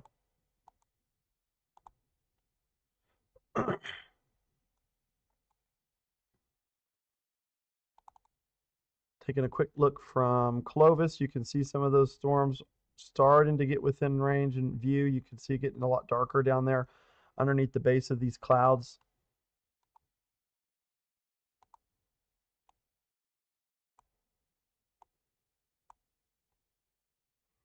So you can see again, there's some rain kind of off in the distance there.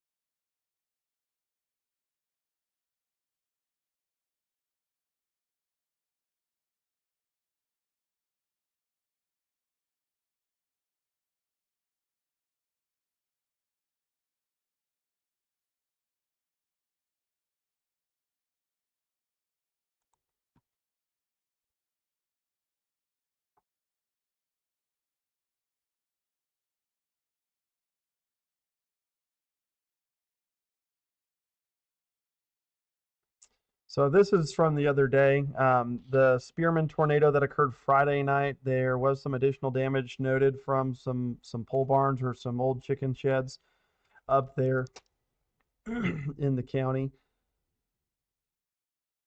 No, nothing higher than what it had already been rated as, but that tornado from Spearman is likely to be issued. It's going to get probably an EF2 rating from this past Friday. Generally speaking, this is not completely disclosed and official just yet, but they are wrapping up some of their storm surveys. The National Weather Service and Amarillo are. What they can baseline tell us is there was a tornado that went through Phelps, Oklahoma. That one was going to get an EF0 rating. There was another one that went through Dallam County that did some damage to a barn and a roof of a structure. That one will likely get an EF1 rating. And there was another tornado near Borger, all indications that it was an EF0. And then there's some additional EFUs, multiple, so at least two more from Dallam and Hartley County. So there's 1, 2, 3, at least 5 that occurred yesterday here in the Texas Panhandle. If we want, we can actually take a quick look at some of those. So this is a couple of those tornadoes that were out there near XIT Ranch. This is the one out there that was, I believe this was the third tornado. This is the one on the south side of Dallam County. This was the first one. This one actually ended up lasting for about 30 minutes. It was a long-lived tornado out there in south side of Cimarron County. This is the one that's going to get the EF0 rating from Felt, which it did cause a little bit of some damage out there. But that's just two of the potentially 5 tornadoes that we had yesterday. These are not ongoing currently. These are from yesterday, but some beautiful pictures. The viewer asked to remain anonymous, so we're going to respect that and leave their name out of the credits and the pictures because they did not want them in there. So again, you can see there's that big complex of storms coming through today. Mainly will be a big bag of wind coming across New Mexico and into the Texas Panhandle.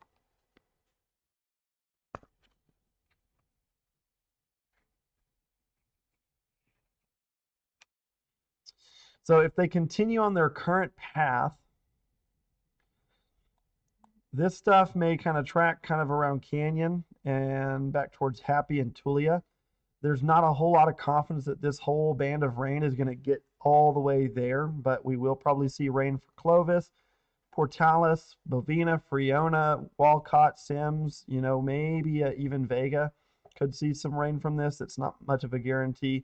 Really just going to depend on the northern extent of these storms up here, which you can see looks like a lot of these are having more of a storm motion to the southeast.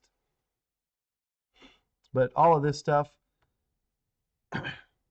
likely will move in an east-southeast direction throughout the day today.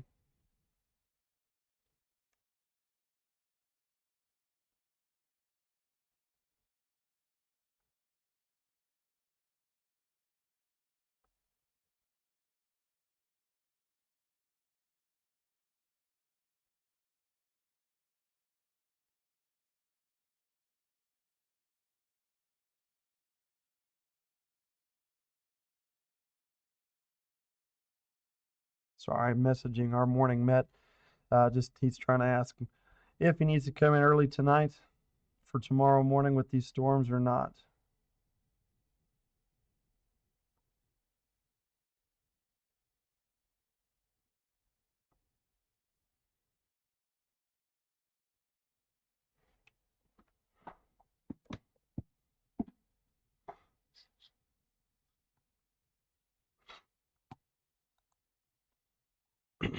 So they're going to continue the warning for 80-mile-an-hour winds with this big line of thunderstorms coming through South Quay County. Again, a lot of this looks like it's about to come rip right across Cannon Air Force Base. Let's see. Give me 1 second, y'all.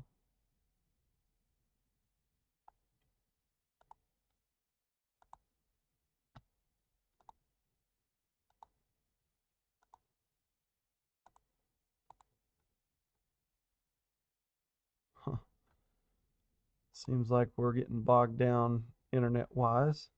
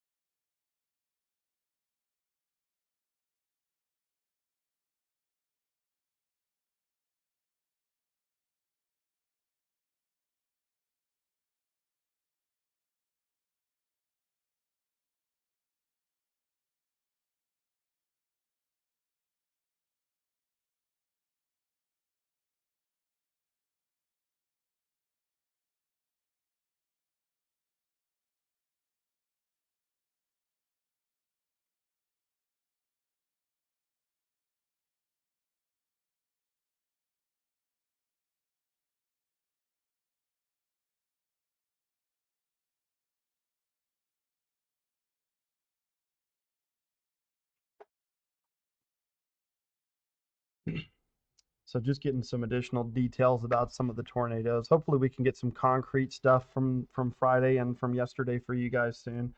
We'll probably start relaying some of that information, hopefully as early as 10 o'clock tonight.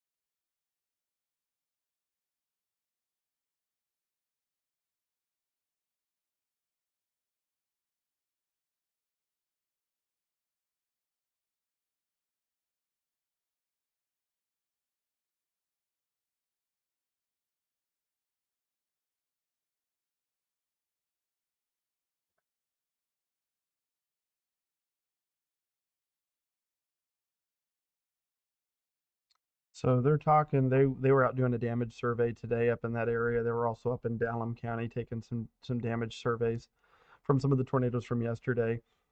They say that it's going to be kind of hard to determine how long the tornado from Spearman was on the ground because it looks like there could be some RFD damage from that supercell too.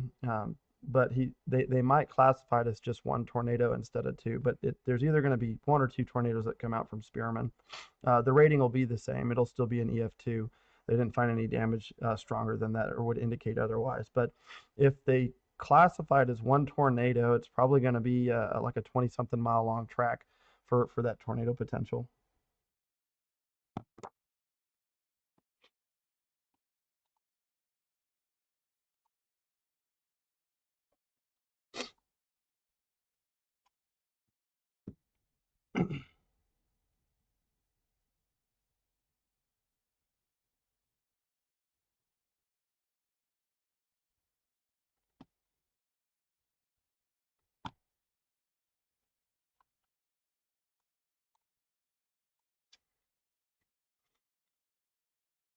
So no change to the outlook on the warnings, at least not for right now. They're still going to go with 1-inch hail and 60-mile-an-hour winds for the southern portion of this storm. They're going to go up to 80-mile-an-hour winds for this core out here that's starting to really bow out. Looks like you got a QLCS kind of circulation right up in here in the south portion of Quay County, just to the west of Jordan.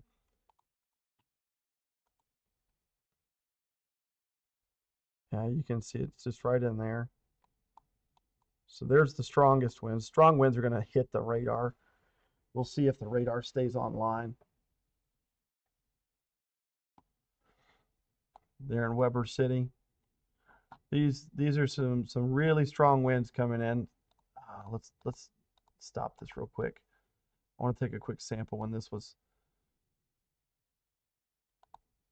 90-mile-an-hour winds measured aloft. That's pretty insane. 93. That's only 400 feet off the ground. So this is going to be some considerable wind coming across the south side of Quay County and the north side of Curry County. So coming right down through Weber City.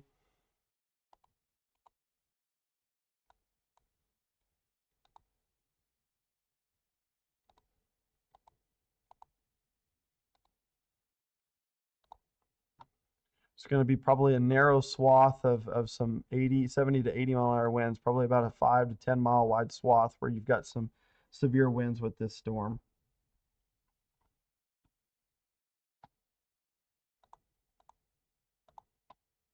This is again a damaging line of storms. We've got winds gusting as high as 80 miles an hour right in here. You can see that whole thing starting to blow out. Looks like it's just coming across Weber City here in that last scan here at 8:38 p.m. So this is going to head towards Grady and Claude, it would seem. If this continues to blow out with as strong as those winds are, we could see some additional development along this line here as we get into the later evening hours. It did sound like they were going to expand the severe thunderstorm watch into West Texas this evening, so it's probably going to cover at least a couple of the counties that we still cover. You know, Palmer, Deaf Smith, Castro. I would imagine these three counties probably get thrown in there for that severe thunderstorm watch.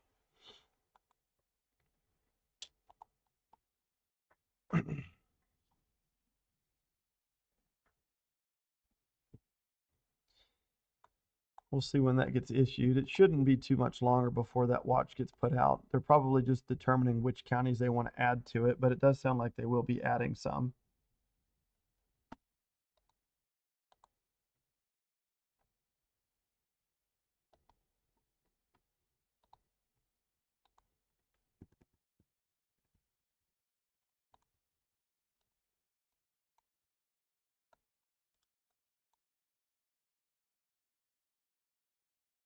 Now this is headed right for areas north of Clovis, New Mexico.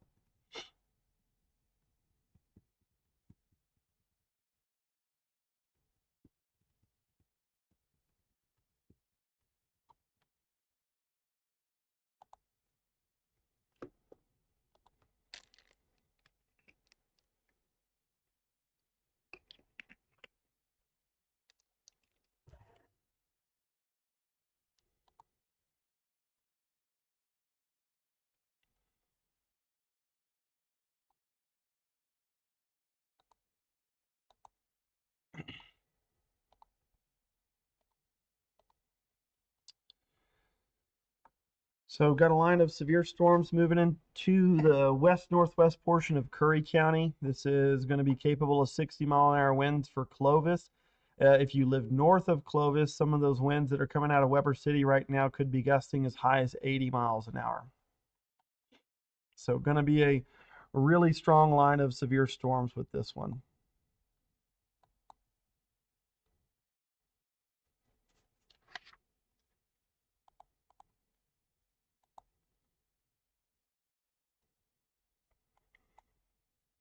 Yeah, you're not going to get missed by this one, Clovis. You guys are going to get plenty of rain from this one. There's going to be some rain rates in here between 1 to 2 inches an hour. Now, we are starting to see this propagate more east, so this is not going to be as big of a flood threat as it was a minute ago back here over Guadalupe County. we're going to see this become more of a windbag as it comes pushing through. You will see some heavy rain. You may get some 1/2 inch to 1 inch totals from this.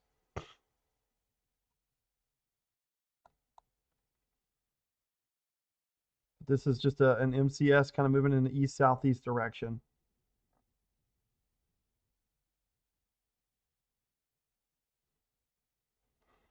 I would imagine portions of Lubbock's CWA, their county warning area, is going to be under this watch here tonight. They may issue a watch for a few counties out here way out west: Parmer, Castro, Bailey, Lamb. Some of those locations may get put under that watch where the strongest winds are going to be pushing through the region.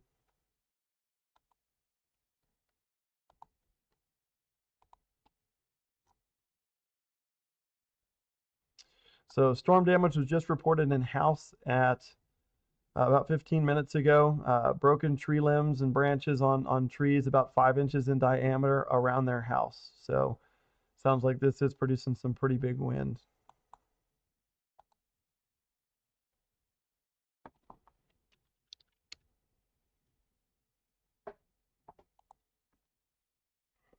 So the maximum sustained wind there in House, New Mexico just now was 55 miles an hour. That was the sustained wind. That was some really, really strong wind as it pushed through.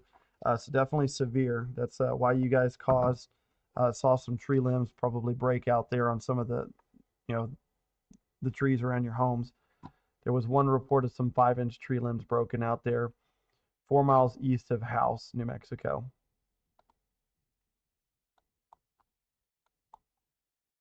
So here's House. 4 miles to the east, there was a reported damage. So right here.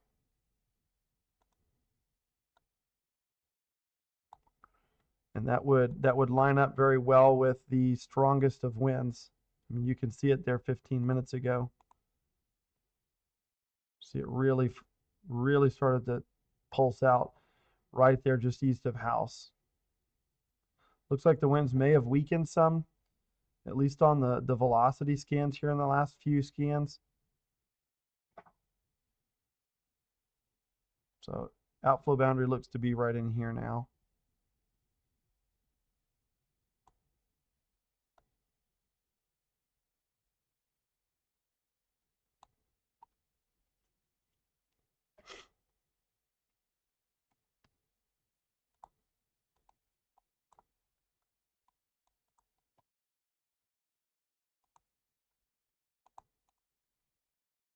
Let's take a look from Clovis again.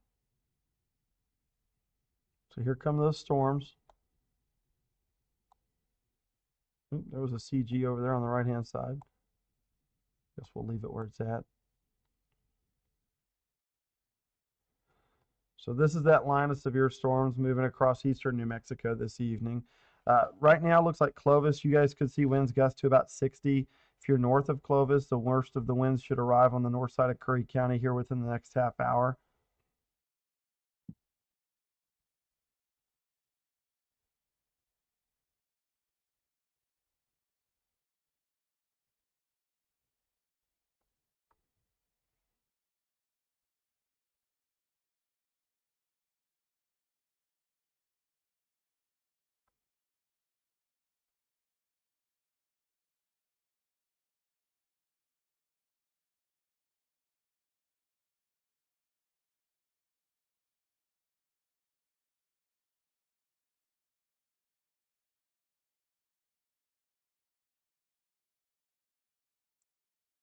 Let's check on our static discharges. How active are these thunderstorms? So they're not the most active in terms of static electricity. Usually those discharges happen because of a lot of hail growth.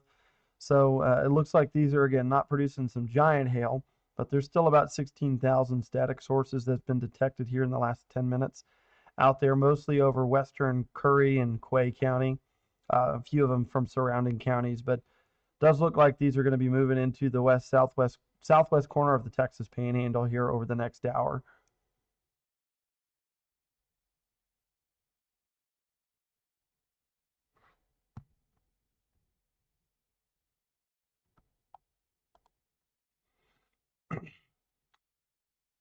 Got a line of severe storms approaching Clovis, New Mexico. These are going to be capable of 1-inch hail and 60-mile-an-hour winds. They're moving pretty quick. They're moving at about 45 miles an hour. So here's what it looks like on radar. You can see these storms looks like we've got little QLCS spin up right around here. Again, certainly not necessarily a tornado, but you are seeing probably that whole area just kind of spin.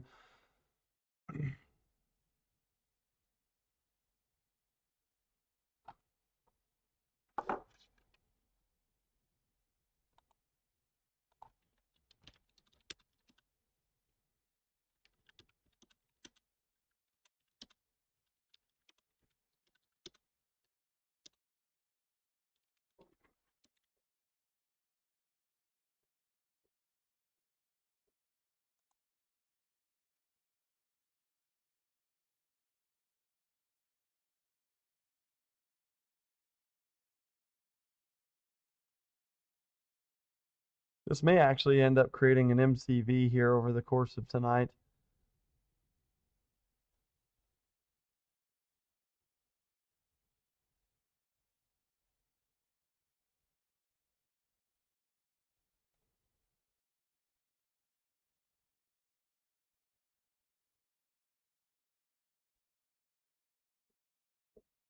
So this is probably what you would consider an MCC, a mesoscale convective complex.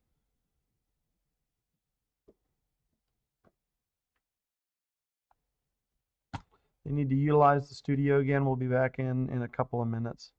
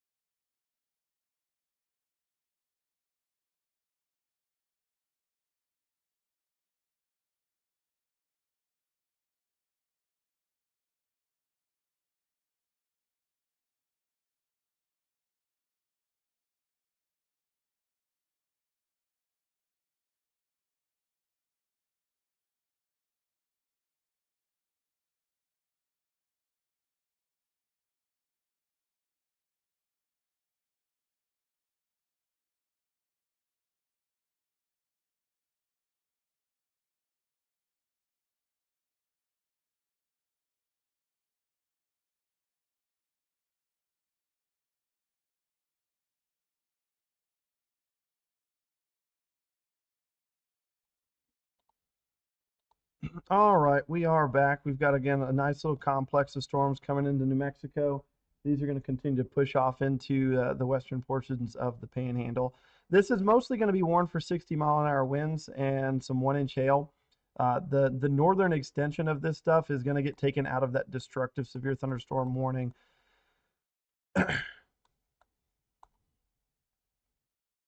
They're gonna still tag it for 70-mile-an-hour winds though, so it's still going to cause some considerable amounts of problems. Let's go ahead and move that camera so you guys can see this big line of rain headed in y'all's direction over there in Clovis. Probably going to have a really nice shelf cloud to this thing. Ooh, that was some really nice cloud-to-cloud lightning. Here, our news director is wanting to talk to me for a quick second. I'm going to let you guys watch this sky cam here for a short period of time. I'll be back in a couple minutes.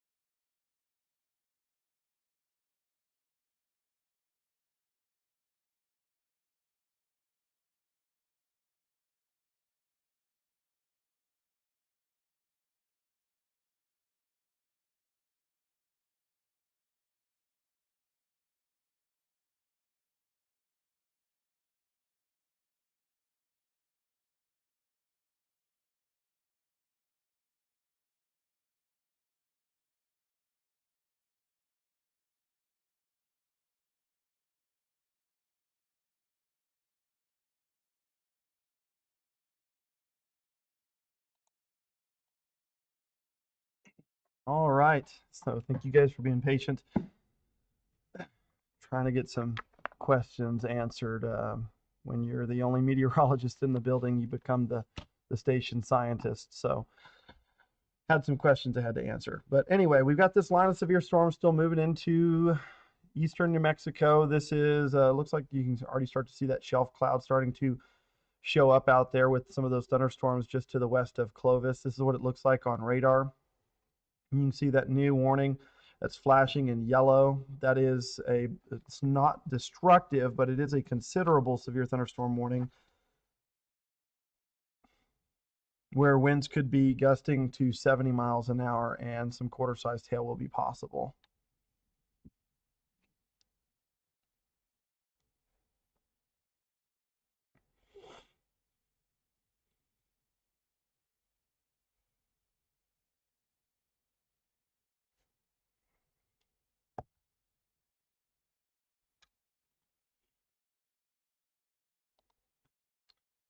So I'm gonna go ahead. We gotta grab.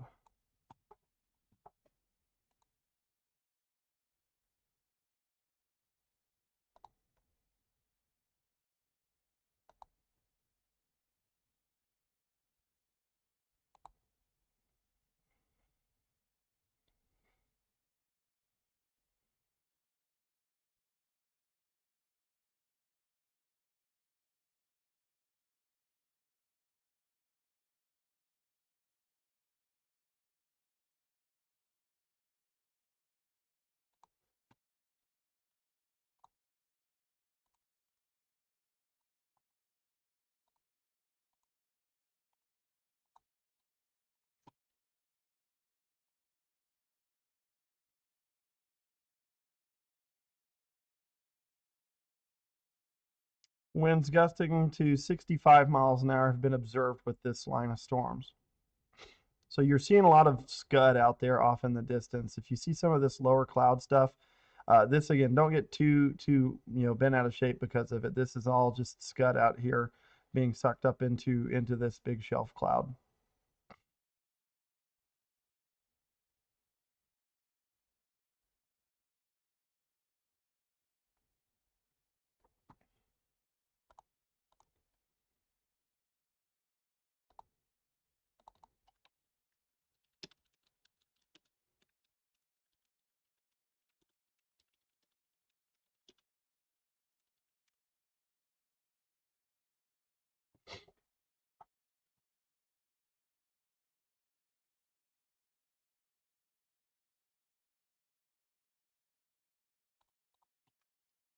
All right, let's jump back over to radar, take a quick look at some of this. Again, we've got an area of spin up in there that looks pretty interesting. It's very weak.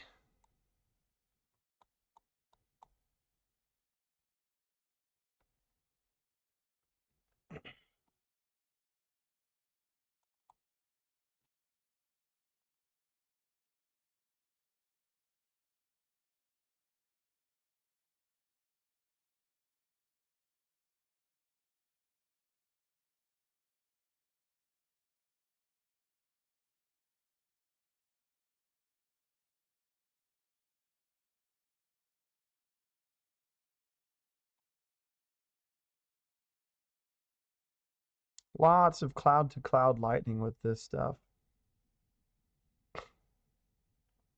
Certainly not the most impressive shelf cloud you've ever seen, probably, but again, still a shelf cloud, just indicating that there are some strong winds behind this outflow boundary that's moving into Clovis here right now. So just something to maybe keep an eye on. You probably will have some winds gust around 60 to 70 miles an hour with this stuff.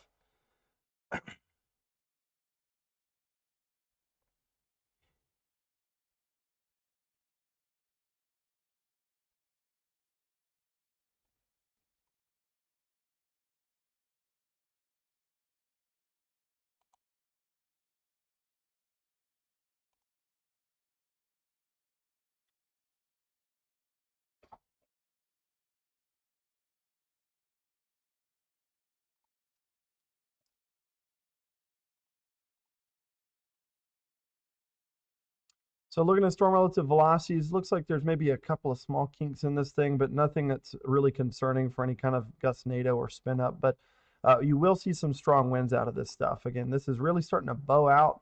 This is going to cause some strong winds through Clovis and Portales here within the next 15 minutes.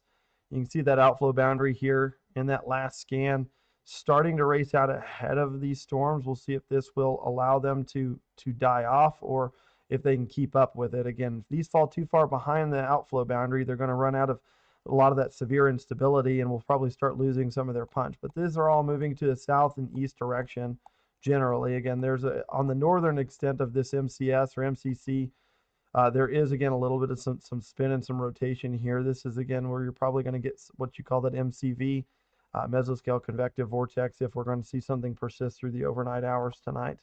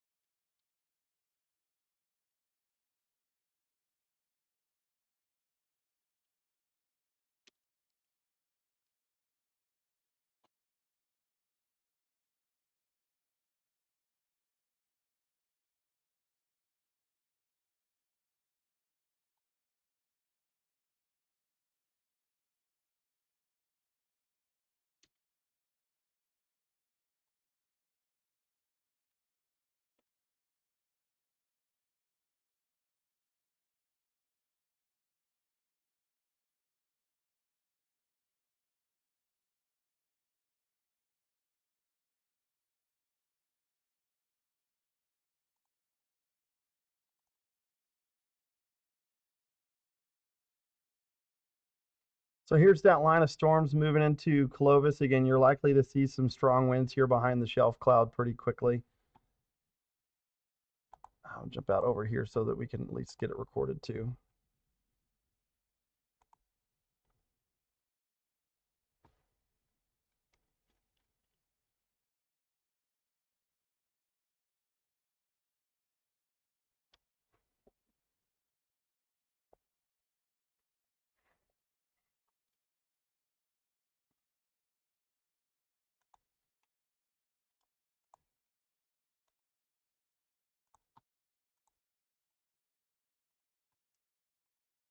So this line of storms is moving in from the west. Looks like it's mostly going to favor areas like the southwest Panhandle and eastern New Mexico tonight. It's kind of questionable on if we're going to see any rain from it here in Amarillo. If it's strong enough and pushes more in an easterly direction, then we could, but I still have my reservations that we'll actually see anything here in Amarillo for tonight. I think a lot of this stuff is going to be south and west of us, back towards Hereford and Friona, mostly back around Friona and Clovis.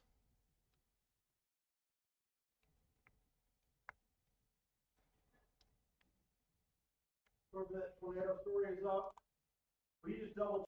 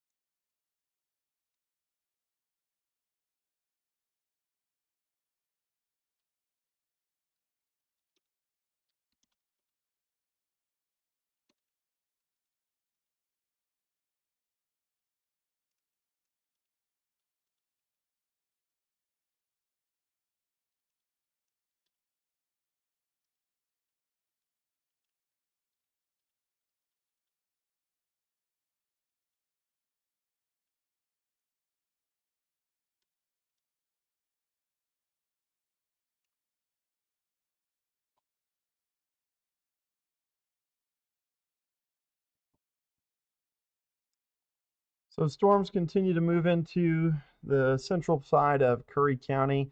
You're going to see that big shelf cloud move overhead here shortly if you live in Clovis, New Mexico. This is a live look at the camera out there. You can see, again, definitely some lightning embedded in it, some scud underneath it. Again, there's some lower scud over here. There's not really any rotation associated with this, just that big shelf cloud, which is a big indicator for some stronger winds behind this. So you'll see the winds really pick up with this as it moves through.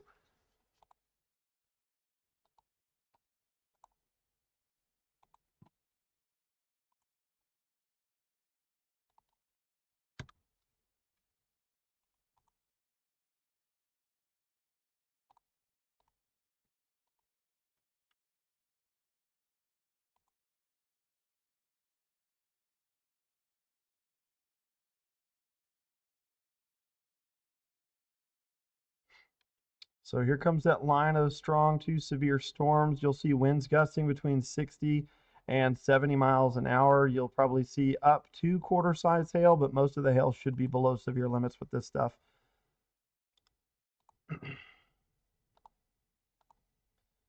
Yeah, when you see these big shelf clouds like this is usually a really good sign that you're going to see some strong winds, at least behind this. Going to get some brief heavy rain too. Don't be shocked to maybe pick up a ½ inch to 1 inch of rain very quickly in some areas out there in the Clovis region.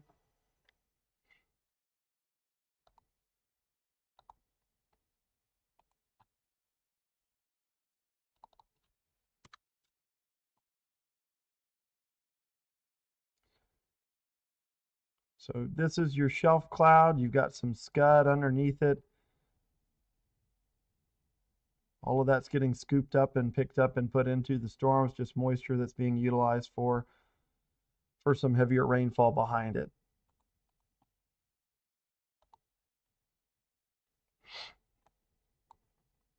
So it looks like that outflow boundary is about to reach Clovis. If you're on the west side of town, should be coming in here in the next minute or two. If you're on the west side or east side of town, should be in the next 5 minutes.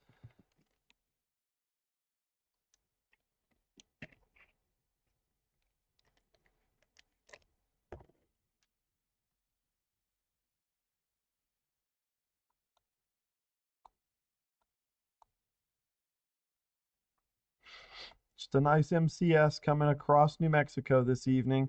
This is going to provide some much needed rain for some areas out there that otherwise have missed some of the precipitation here over the last few days.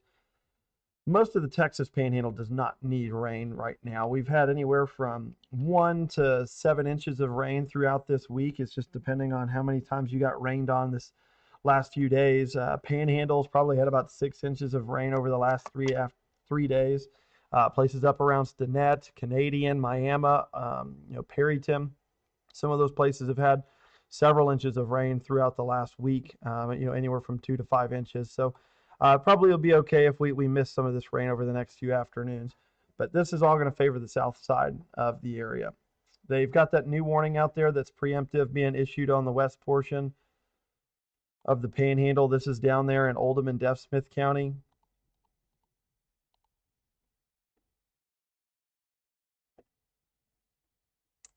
It's going to be for 60-mile-per-hour winds and some nickel-sized hail. It's moving to the east at about 25, 30 miles an hour. That warning does include Adrian. If you live there in Adrian or Walcott or Sims, those areas fall within that polygon, so you can expect maybe some winds gusting around 55 to 60 miles an hour right there at the cusp of severe limits.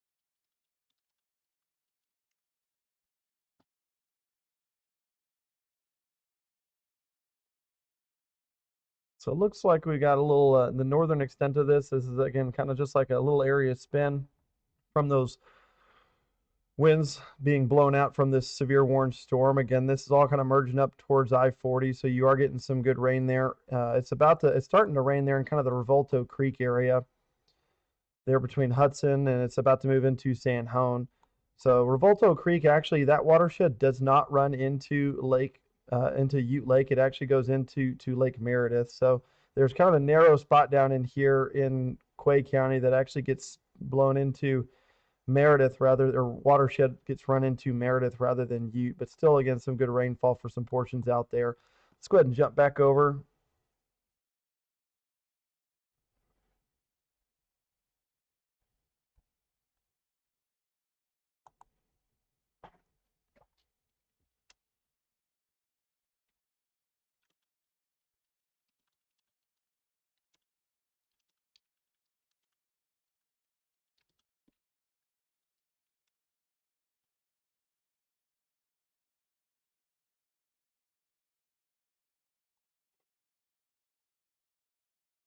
So you can see those winds starting to surge out. It's about to run into Clovis. Let's take one last look, hopefully before the rain's there. You can see again, there's the cloud base arriving in from the west. Looks like the winds are starting to subside a little bit with it, but I still would expect them to be right at severe strength, 55, 60 miles an hour.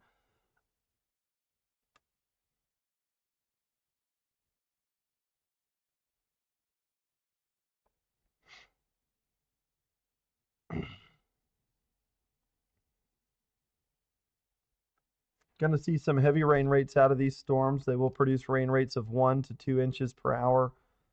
This stuff's about to move into Clovis. You can see some of the rain kind of off in the distance there.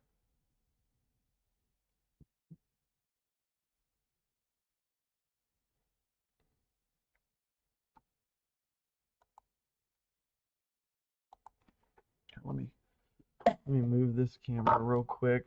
Let you guys look at it anyway. This is Dimmet. It's looking in the wrong direction. We'll get it swapped over for you.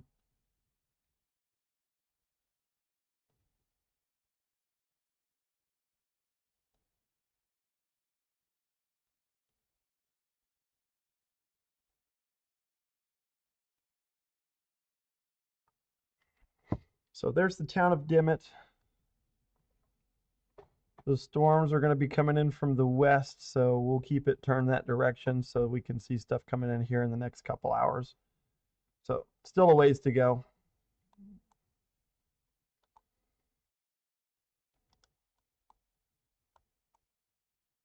So nice complex of storms falling in areas that mostly have missed the widespread rainfall. So this will be good for those areas that have missed the rain recently.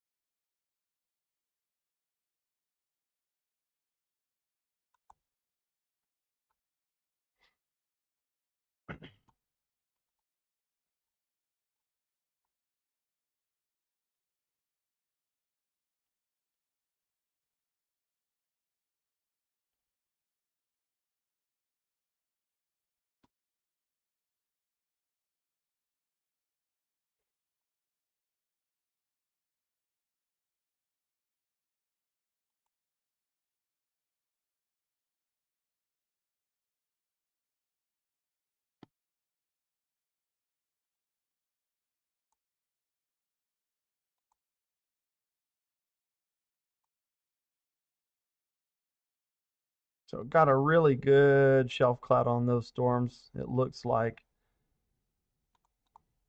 going to be a little hard to see it at this point from Clovis, but you can see that storm starting to move in.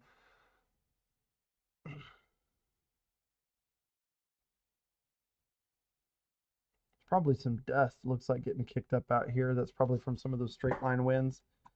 You can see it out there when we get that right, just that right. Yeah, you can see some dust there. Looks like some dust there.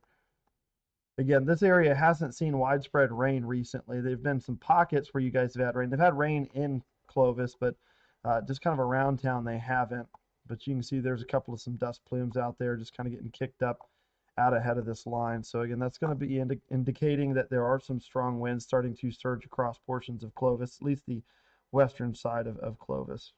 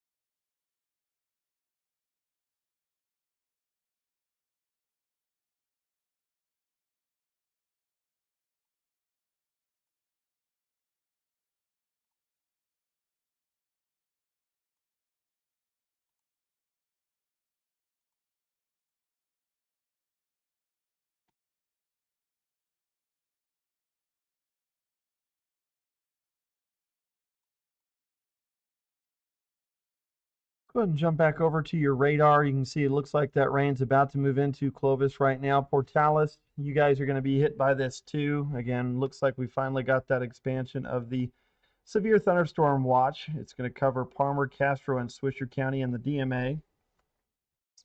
It's going to be in effect until 2 o'clock in the morning. So it's an hour after what we were expecting for our severe weather window.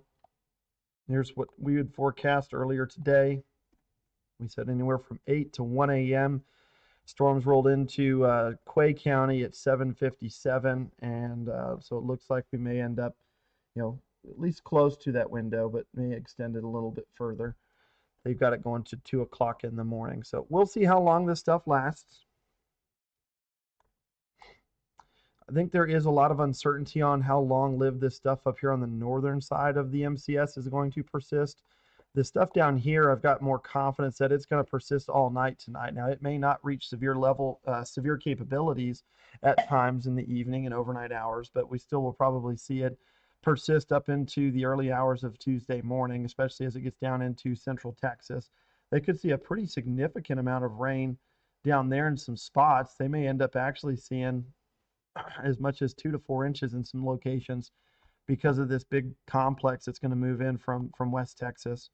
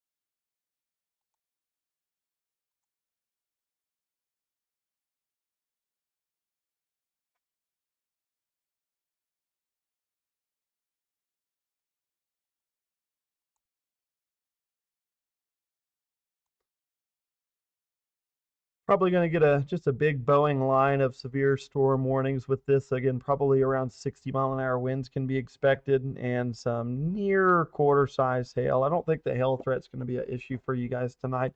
You might get some pocket change size hail, but really not expecting much more than that.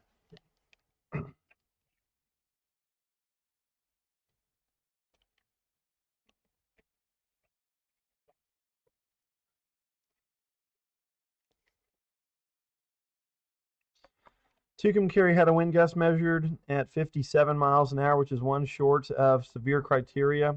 That's what this stuff up here. So again, this is all right at borderline severe weather concern. So it's coming through San Juan right now.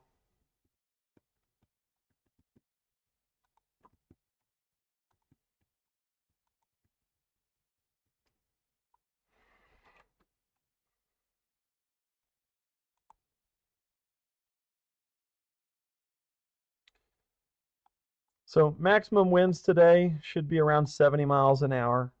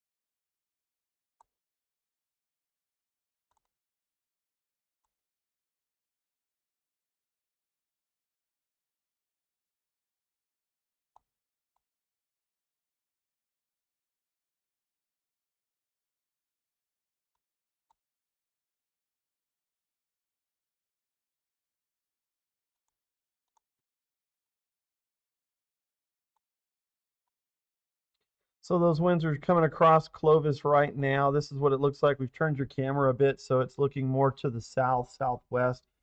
You can see again, we've got some scud up underneath this being filled up into the storm. You can see all the dust out there with those stronger winds moving through. So that's something that you can kind of expect with this storm as it passes through the area. Some strong winds gusting to about 60 miles an hour.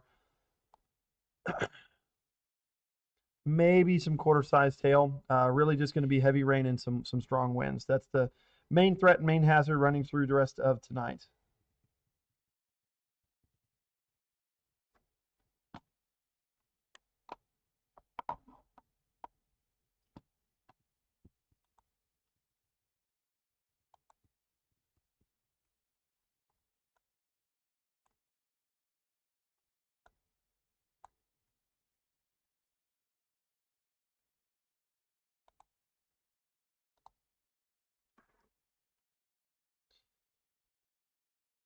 Nice little line of severe storms about to move out of New Mexico and into West Texas and the Southwest Panhandle.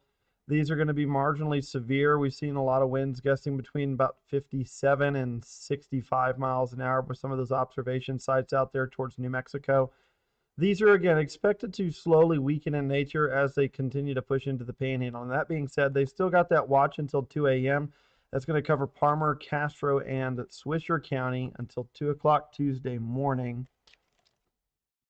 The ones out there in New Mexico are going to be allowed to expire at 10 o'clock once this line of storms moves through the vicinity of eastern New Mexico, which will probably be here in about the next 90 minutes. Probably getting some really heavy rain on the southwest portion of Clovis. Just right southwest of town, that's where you're getting some really heavy rain. Cameo, Midway, got some good winds probably being pushed out from this storm. You can see this bow feature starting to surge out. That's where you're seeing some of the stronger winds associated with this line. Again, that's where you're going to see winds gusting around 60 to 65 miles an hour. Winds probably won't be quite that strong on the north side of Clovis, but still probably pushing close to 60. But marginally more severe winds down here on the southern half of the city and the town compared to the northern half. So zooming out, you can see again, we've got just a nice, small, condensed MCS. This is called a mesoscale convective system.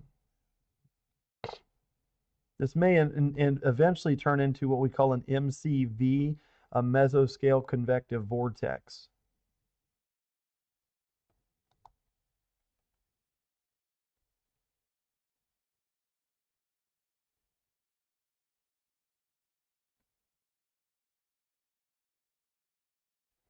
So it looks like this stuff is, again, probably marginally weak out here. This doesn't look very bowed out, so probably not a lot of strong wind with it. Usually when we get strong winds, you'll get this really nice bow feature to the wind and to the outflow boundary. You can clearly see that from Clovis down south through Roosevelt County. That's where you're going to see some of the stronger winds from this storm. Again, it definitely looks like it's going to continue to a southeast direction. This will likely move in the direction of Lubbock overnight tonight. That's why they've got them under the watch. You can see it just kind of glances the panhandle. We were a little hesitant to see if we were going to have storms up here this far to the north tonight. That was the big uncertainty. We'll probably still see some shower activity for maybe the southwest side of Deaf Smith County. Still, I think it's questionable if Vega and Amarillo end up getting any rain from this. Clovis is going to be Canyon's going to be questionable too.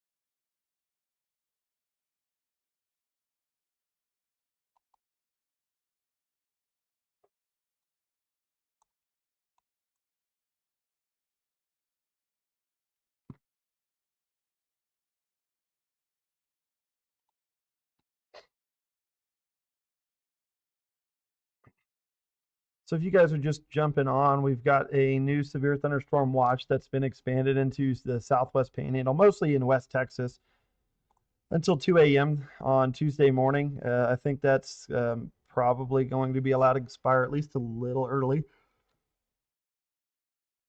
Apologies for the yawning. Been doing this for 2 weeks straight, basically every single day.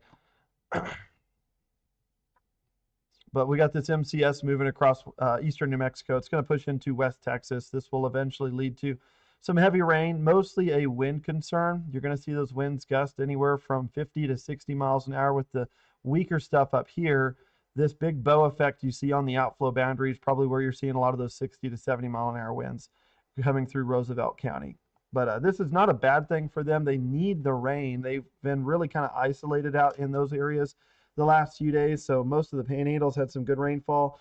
This area has missed out, at least in terms of widespread precipitation. So it's good that they're getting a little bit too, at least a little bit of some of that rain. It's going to help saturate the ground and keep that grass growing.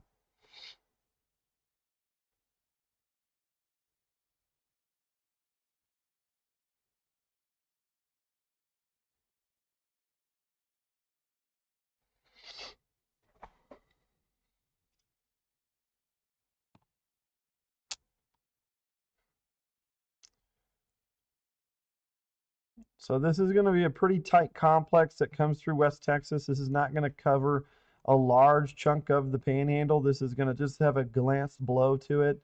We're going to see those storms continue southeast. They're actually going to track over the course of tonight. They're expected to track, all of this is expected to track right through here and then eventually just kind of get lost in central Texas by tomorrow morning. So you're going to see all of this come down through Big Spring, probably San Angelo, Abilene, Lubbock, all of these areas here, going to see that rain come through. And we're probably going to continue to see a lot of storminess down here early in the day on Tuesday. Like early in the morning, we may have some thunderstorm activity down just to our south, but we may actually stay kind of quiet. The low pressure feature that we're going to see kind of linger across the Lone Star State this week is going to help keep storm chances at a minimum, just given the location that it'll be. It's going to be to our southeast. It's going to have any kind of disturbances come underneath the flow. So that's where you're going to see most of the storm activity. We may eventually by Friday fall under some northwest flow aloft. That's going to help push some storms out off the Sangre de Cristos. Then we may start to see some more active weather this weekend. At least for our western counties, it's really going to come down to how strong those winds are going to be. But we may eventually see some active weather out here again and some shortwave disturbances that get pushed off the mountains in the afternoons. That may start on like the 12th, 13th, and then push into the middle of the month. We're not going to go completely dry, but we are going to get a lot quieter, which is probably a good thing. We've been extremely active the last 2 weeks specifically. I kind of need a day or two to just kind of take a breather with all the storms that we've had.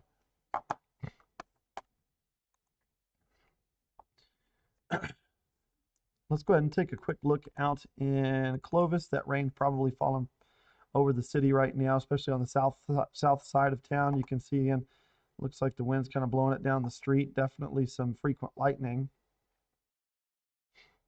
and some heavy rain out there. So they are getting some good rainfall out in Curry County.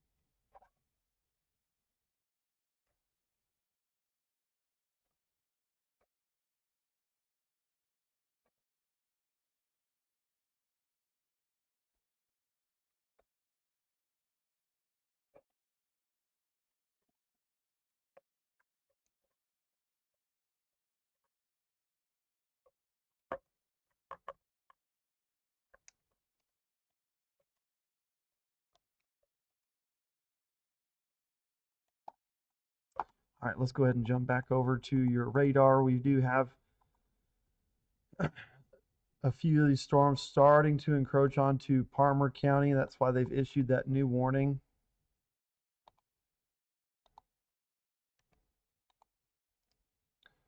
That warning is going to be for 1-inch hail and 70-mile-an-hour winds. Looks like there's actually a pretty good core that's pulsed up there on the south side of Clovis.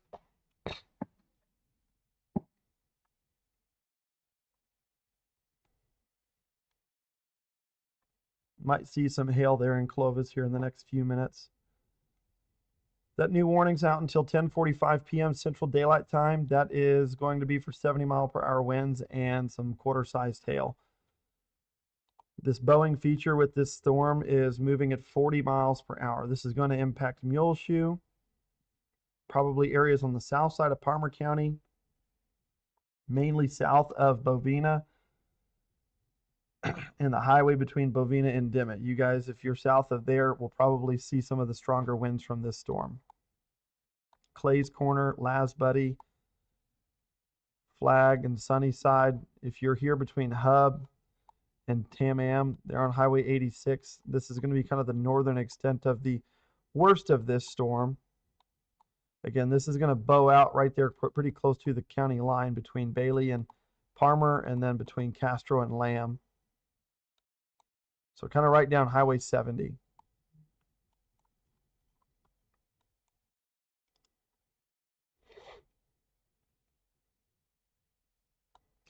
This stuff should probably clear out and miss us to the southwest in Amarillo.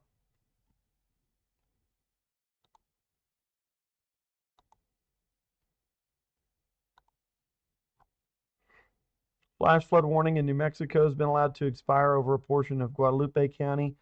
Had enough time to watch some of the water recede. There is a flash flood warning out here, though, till 9:30 p.m. That's going to run for another 45 minutes. That's where they've had 2 to 3 inches of rain. That's actually in Ute Lake's watershed for the most part, and will eventually wash off into the Canadian River Valley.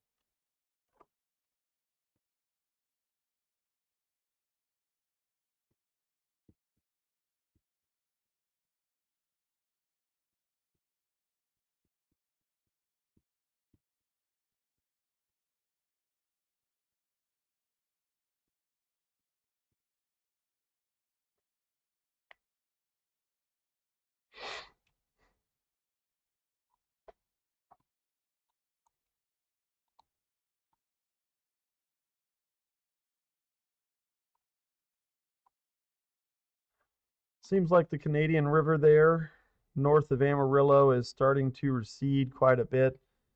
Had a couple of crests from June 6th. It crested at 2.3 feet, 2.6 feet.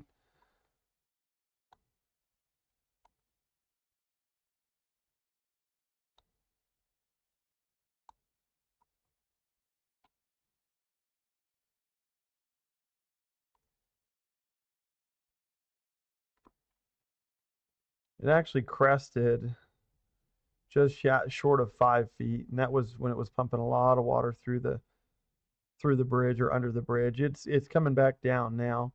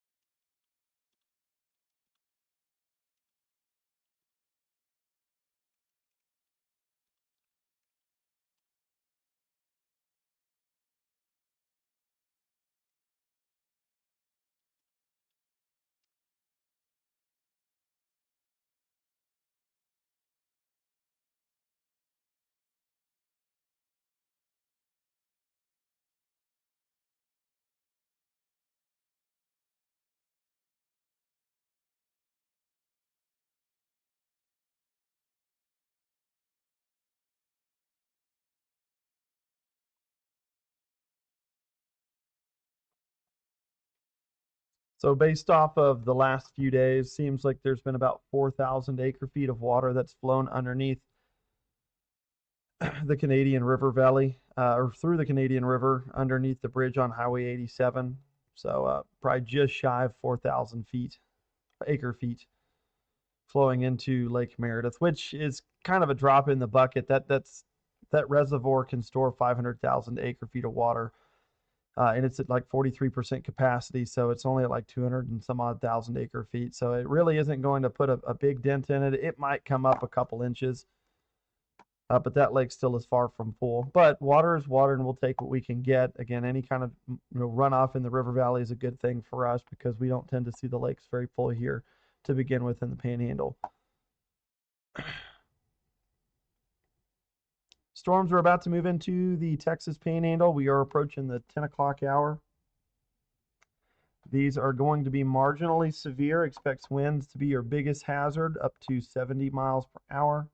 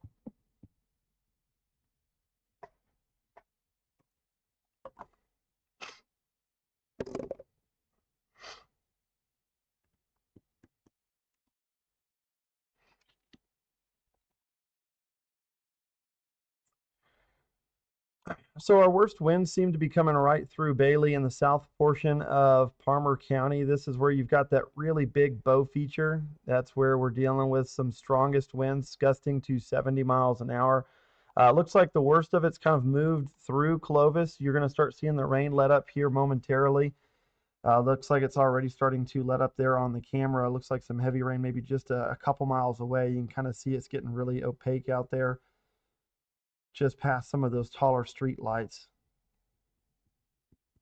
So that's where some of your heavier rain is falling.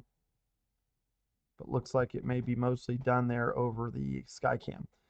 Let's jump back over to radar. Got some storms further to the north, still warned for quarter-sized, nickel-sized tail and winds to 60 miles an hour. That's what this small complex from Grady up through San Juan and into the Bard area. This is all falling over Revolto Creek and into the Canadian River watershed that flows to Lake Meredith. Most of this looks like it's going to be at or just below severe limits. So this one's going to be kind of conditional on if you're going to see severe weather or not. May just come down to if you're in the core of the storm or if you are on the outskirts. If you're on the outskirts of the storm, you may not see much more than just some gusty winds and some moderate rainfall.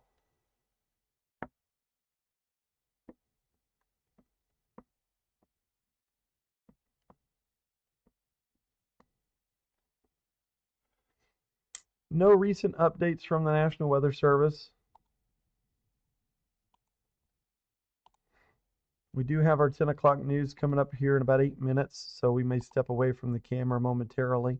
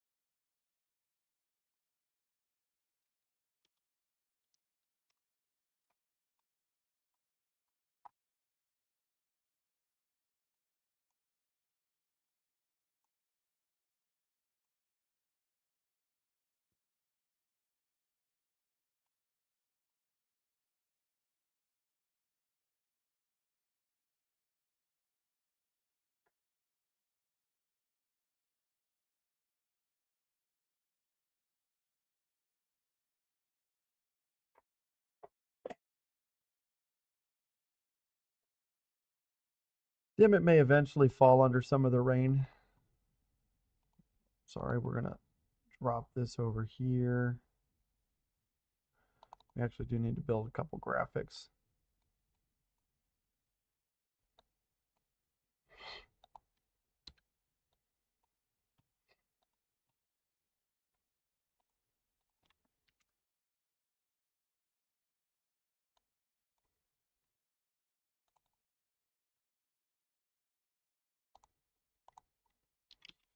So again, the watch should be allowed to expire in New Mexico at 10 o'clock tonight.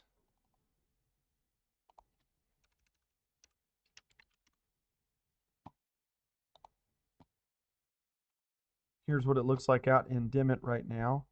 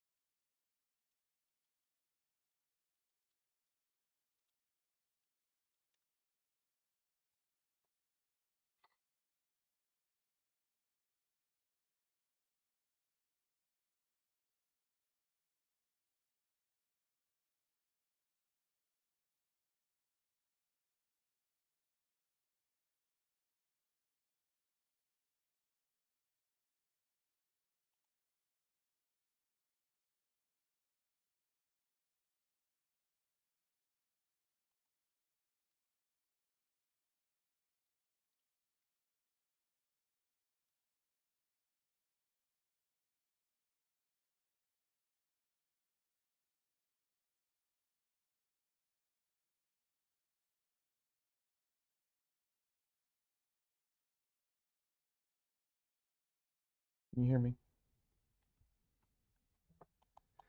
Okay.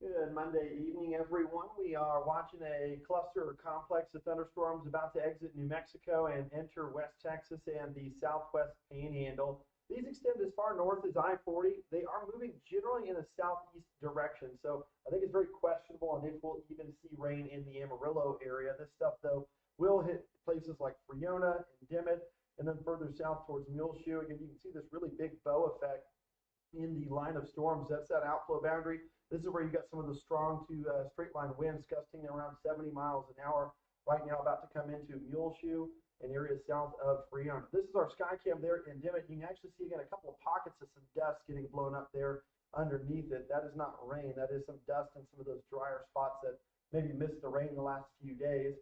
This is again going to bring some straight line winds up to 70 miles an hour, which is our primary hazard for the rest of this evening. The counties in New Mexico will be under that watch for one more hour.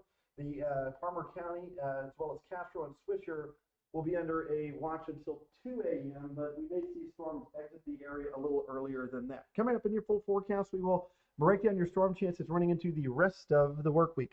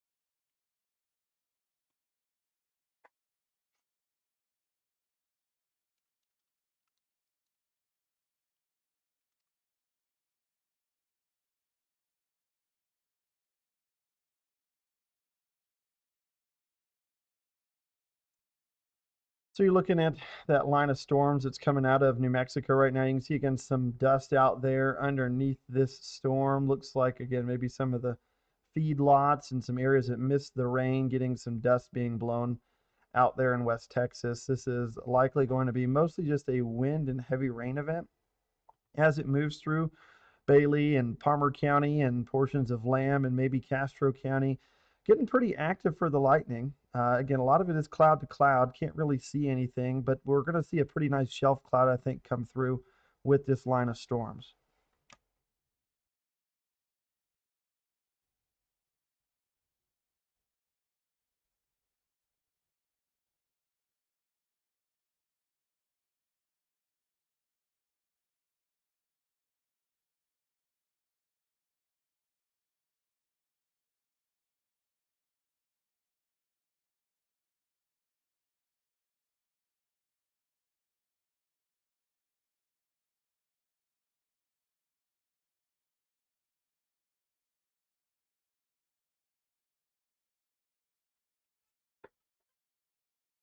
Hey, Blake.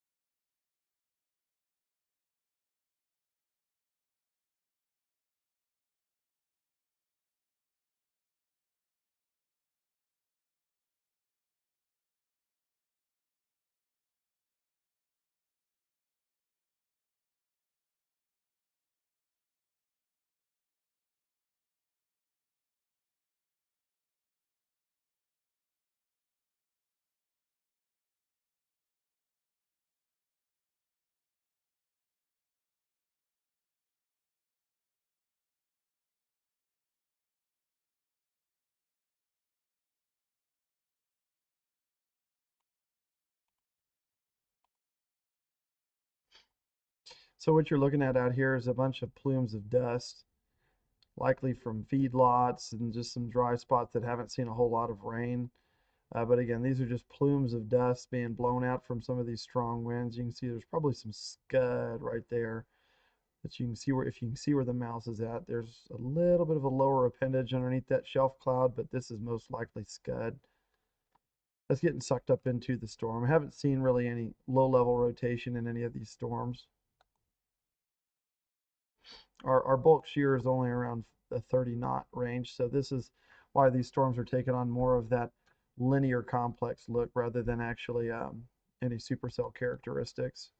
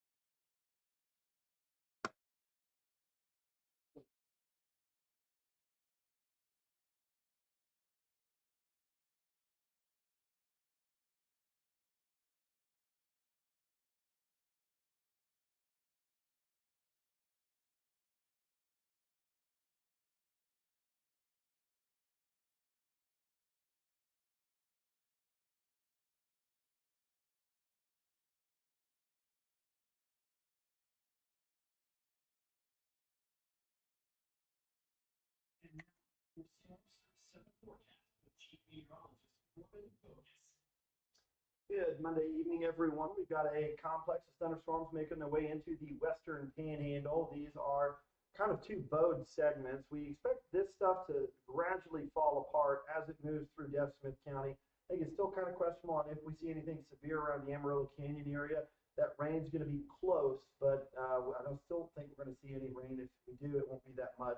This is the severe gusts of wind down here. Again, this is the gusting of around 60 to 70 miles an hour. That's tugging the Palmer and Bailey County line. This is what it looks like out there off in the distance. You can see actually a lot of dust underneath this line of storms that's getting blown out from some of those strong 60 to 70 mile per hour winds. Again, that's going to just be some strong winds for the most part that you can expect from some of those storms. The severe thunderstorm watch should be allowed to expire in New Mexico at 10 o'clock. For areas like the Southwest Panhandle, should be until 2 a.m. this morning.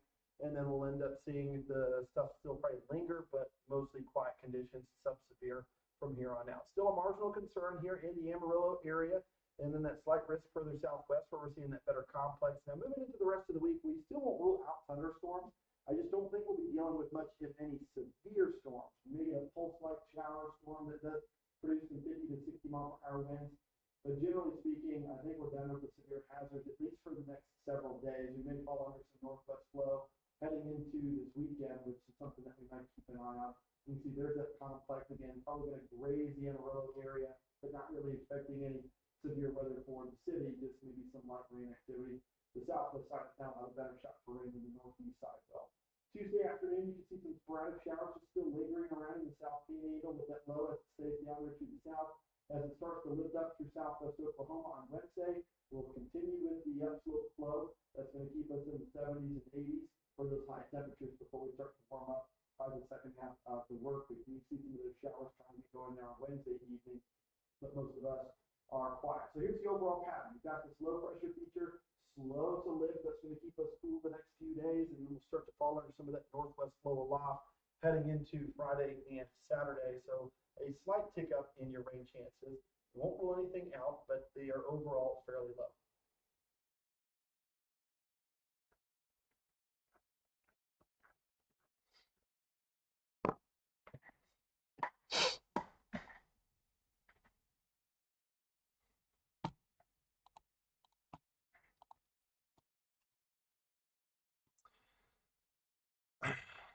So still tracking a few bursts of wind. This is, again, hopefully going to dissipate and become less intense in nature as it gets further into the panhandle.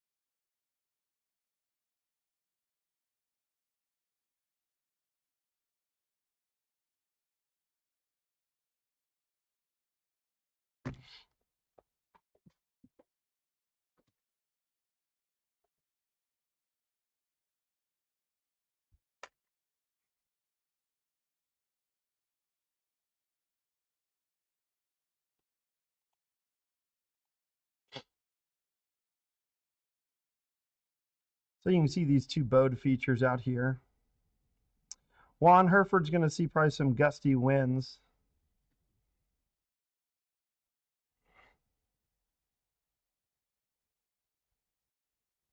Probably not in Panhandle. No, this is all going to stay mostly southwest of Amarillo.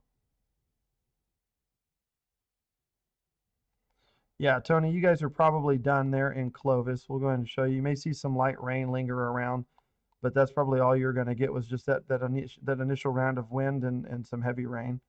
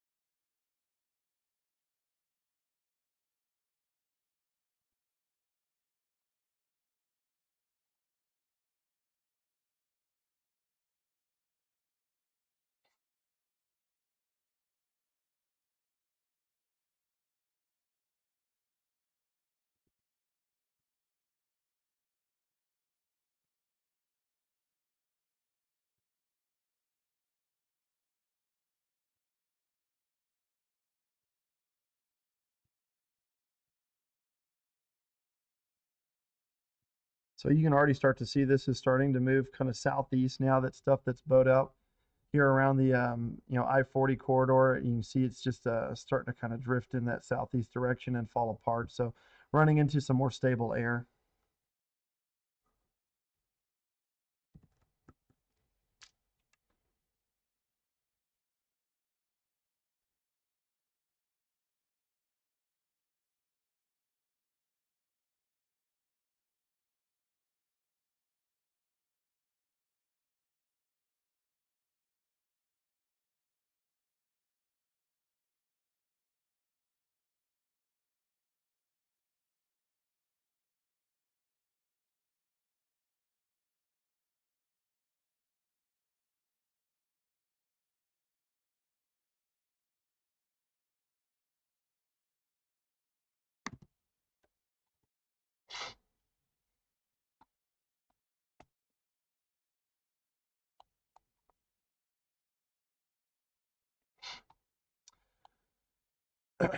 So this complex is going to, again, just mostly clip the southwest panhandle.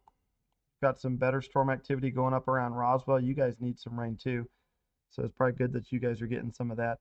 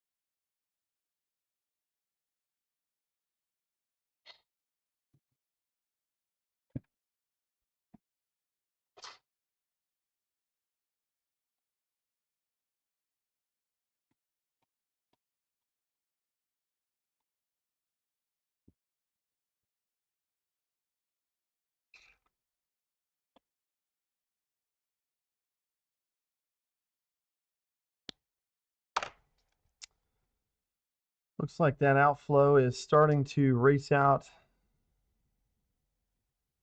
and impact areas southwest of Dimmitt, Earth. You guys are probably getting some good outflow right now. This is a live look at the sky cam there in Dimmitt.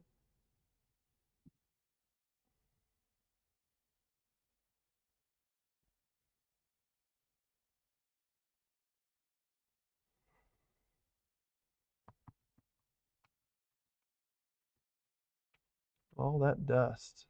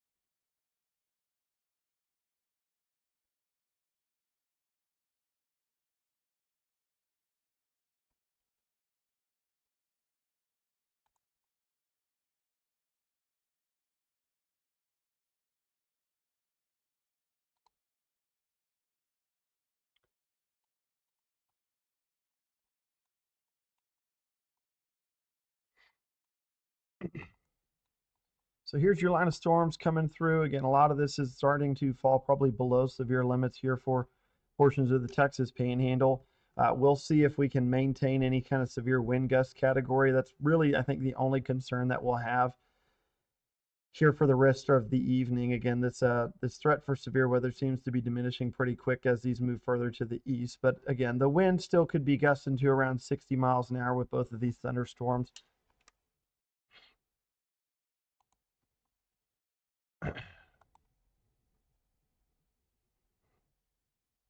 I don't really see any more overshooting tops on satellite, especially up here.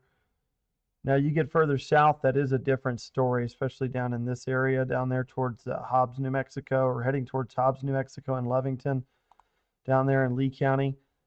They may have some severe weather to contend with. A lot of this stuff may end up being just collapsing thunderstorms, which still could produce some strong erratic winds, gusting to about 60 miles an hour.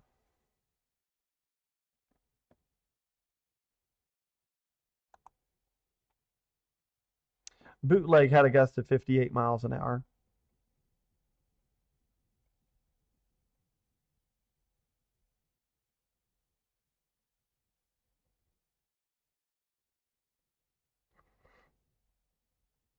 It actually had a peak wind gust of 60 miles an hour.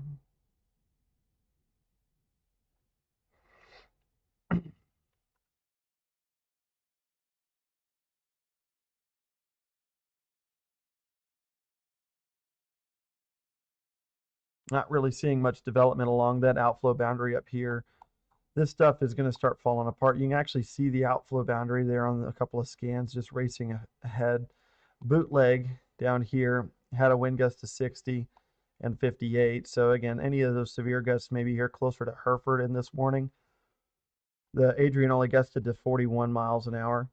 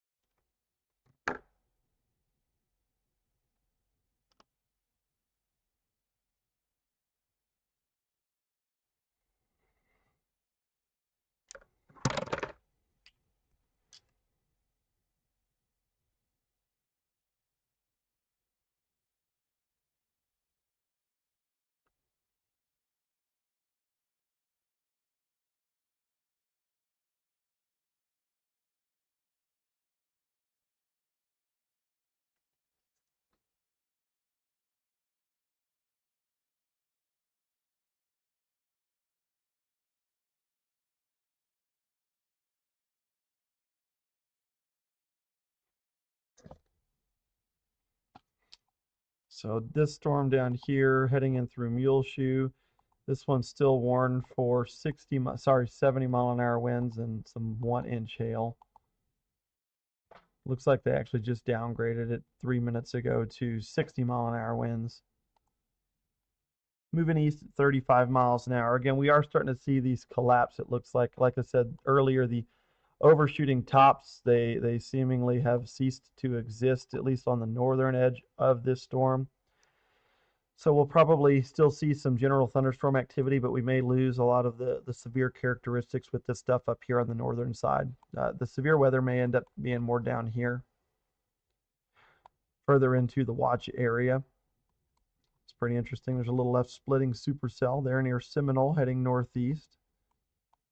Be heading up towards Lubbock. That one's not expected to get all the way into the panhandle.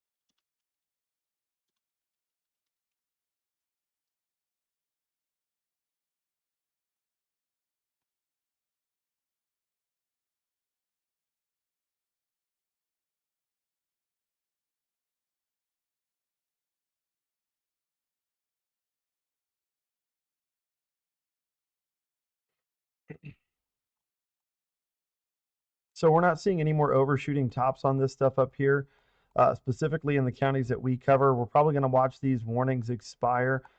This one they may let run for a little bit longer. We did just have the wind gust of 60 miles an hour over in Bootleg about 15 minutes ago. So still a pretty decent core there on the south side of the county. You can see it right there just to the west of Hereford. Bootleg again is right here. They had that severe wind gust. FM 1058 south of there to Westway and Hereford may see some strong to severe winds. I just don't necessarily think there's going to be much of Deaf Smith County that actually falls under warning criteria here in the near future.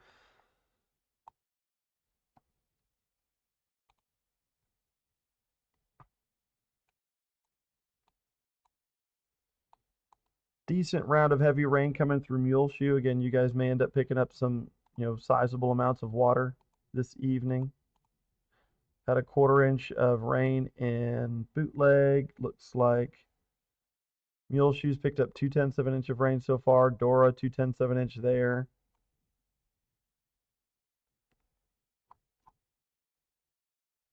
Still kind of raining around Tucumcari in the south side of Clay County. So this is actually going to form what we think is going to be like a remnant MCV. You can kind of see that this has got that little, kind of wraparound band to it. This is probably going to be some localized area of low pressure that moves into the South Panhandle overnight tonight. There are a few models, especially the more recent ones here. The high resolution models are starting to depict that we might see some shower activity earlier in the morning. Could get going as early as probably 6, 7 a.m. And it's kind of highlighting Castro and Swisher County for some of that heavier rainfall if it were to happen. And then getting another round of strong to severe storms going kind of down around the Lubbock area.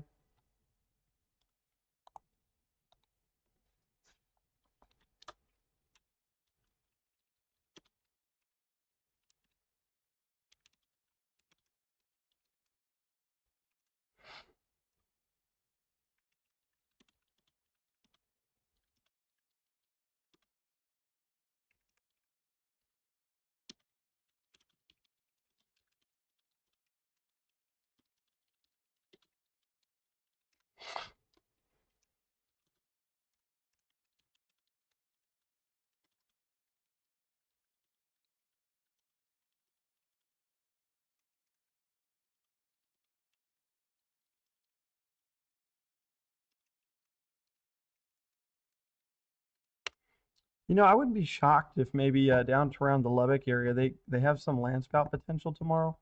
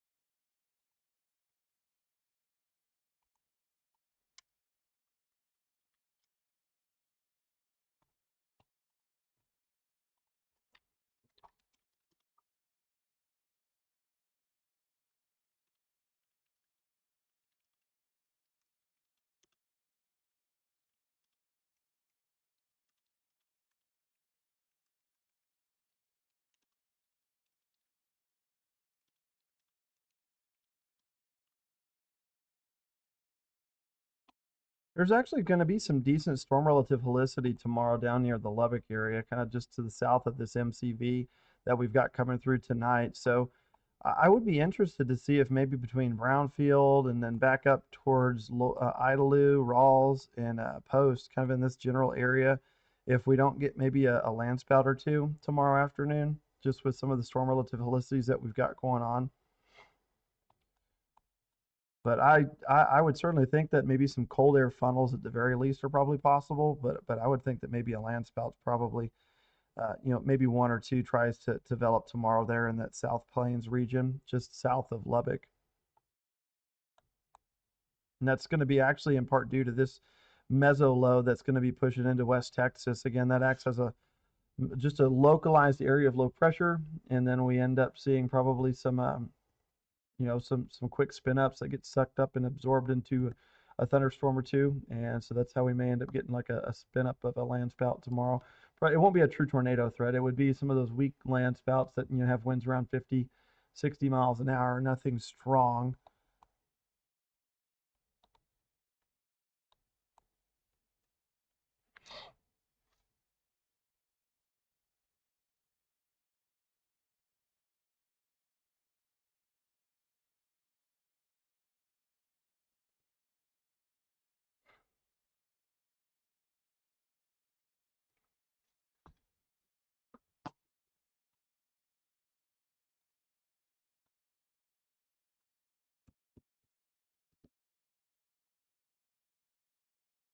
So it looks like they may allow the warnings to expire here at 10:45 for this stuff down here. They'll probably let this stuff expire early down in the Smith County region.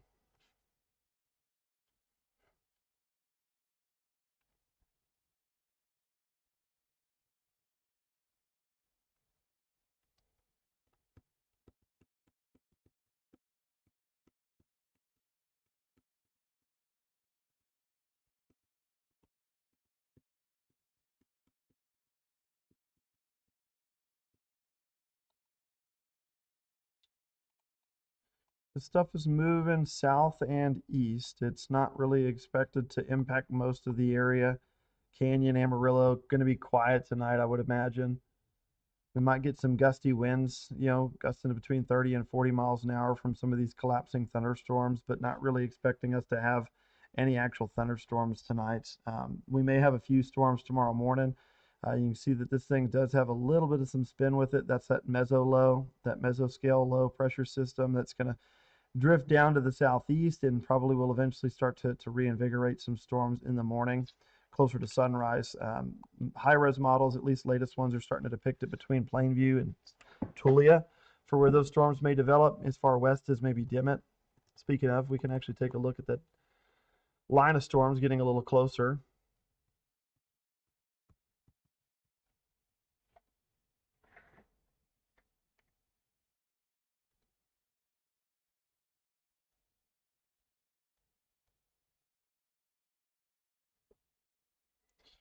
Ah, man, I wish we'd have had that on camera.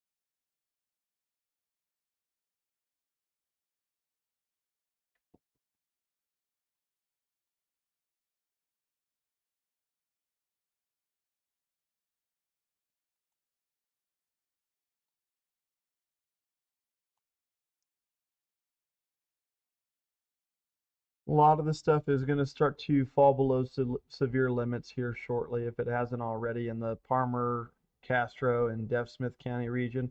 Seeing a lot of lightning out there, but not really seeing any severe weather anymore. We had that wind gust of 60 in Bootleg about 45 minutes ago. But aside from that, these storms really have started to fall apart. Adrian only gusted to 41. Haven't seen any severe winds with Friona.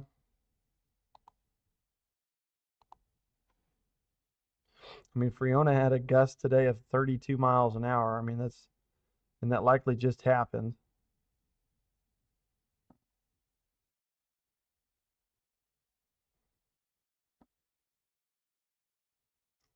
Kind of think that we're going to be done with the severe stuff here pretty quick.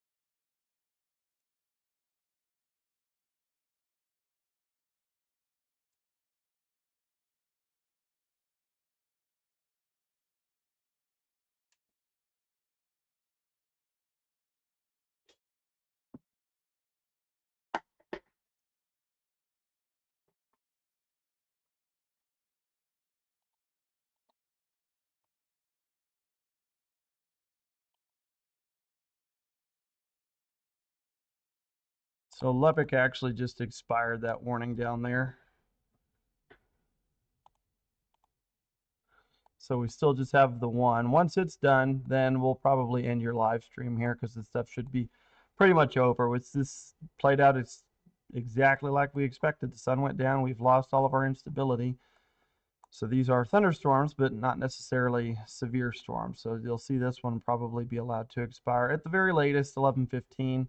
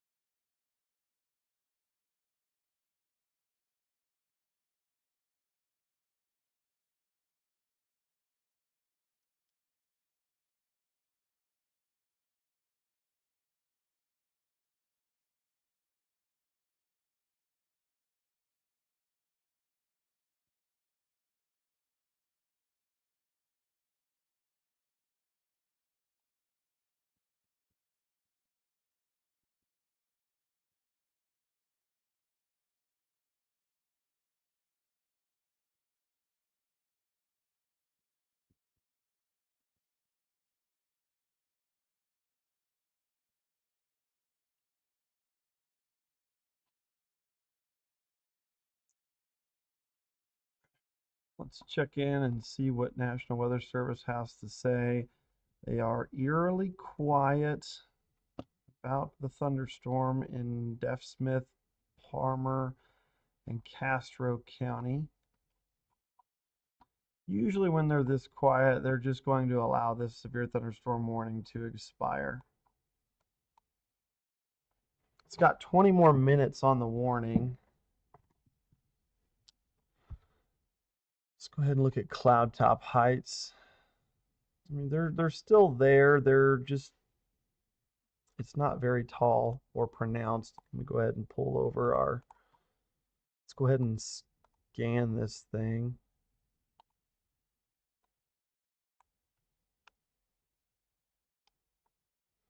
I mean, it's still borderline. I mean, you got most of your cloud top heights in that 30 to 35,000 range. Usually you like to see that cloud top height kind of just leveled out at 40,000 with overshooting tops above that. So it's not, I wouldn't say it's off the wall to have this thing severe warned right now. It does look like it's trending away from severe weather potential.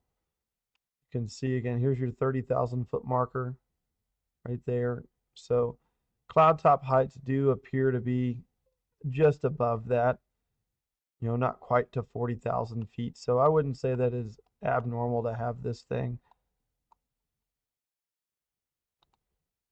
severe warned. A lot of this stuff is just sitting at like 30, 40,000 feet, but there's no updraft core. So if we take a vertical slice,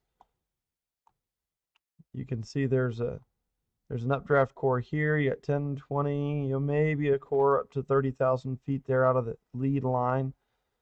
But looks like this is mostly just falling out, just rain and maybe some small pea-sized hail.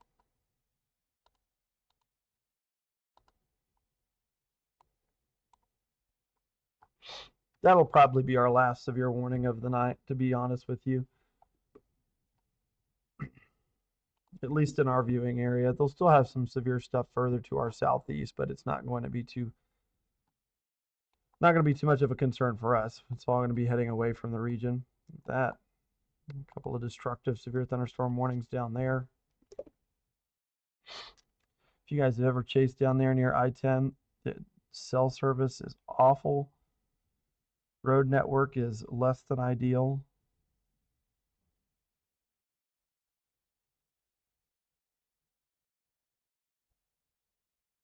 It's a pretty big supercell out there, though.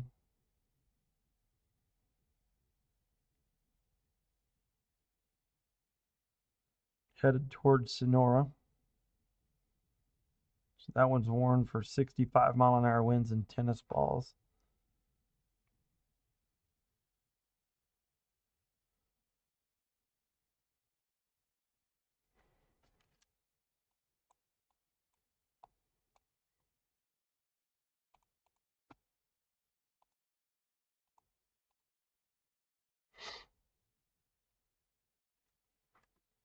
I think we're going to end your live right here, y'all. Again, these storms continue to collapse. This warning is going to probably be allowed to expire in the next 10 minutes.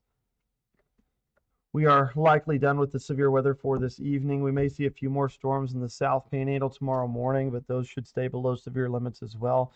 It'll be nice change of pace for us. Again, we've had severe weather really every day in the viewing area for the last 15 days. So being able to maybe have a day tomorrow or Wednesday or maybe even 2 or 3 days without severe weather in the region is going to be a nice change of pace for us. So we're going to end your live here. Thank you guys so much for tuning in this evening. Enjoy the rest of your night, and we will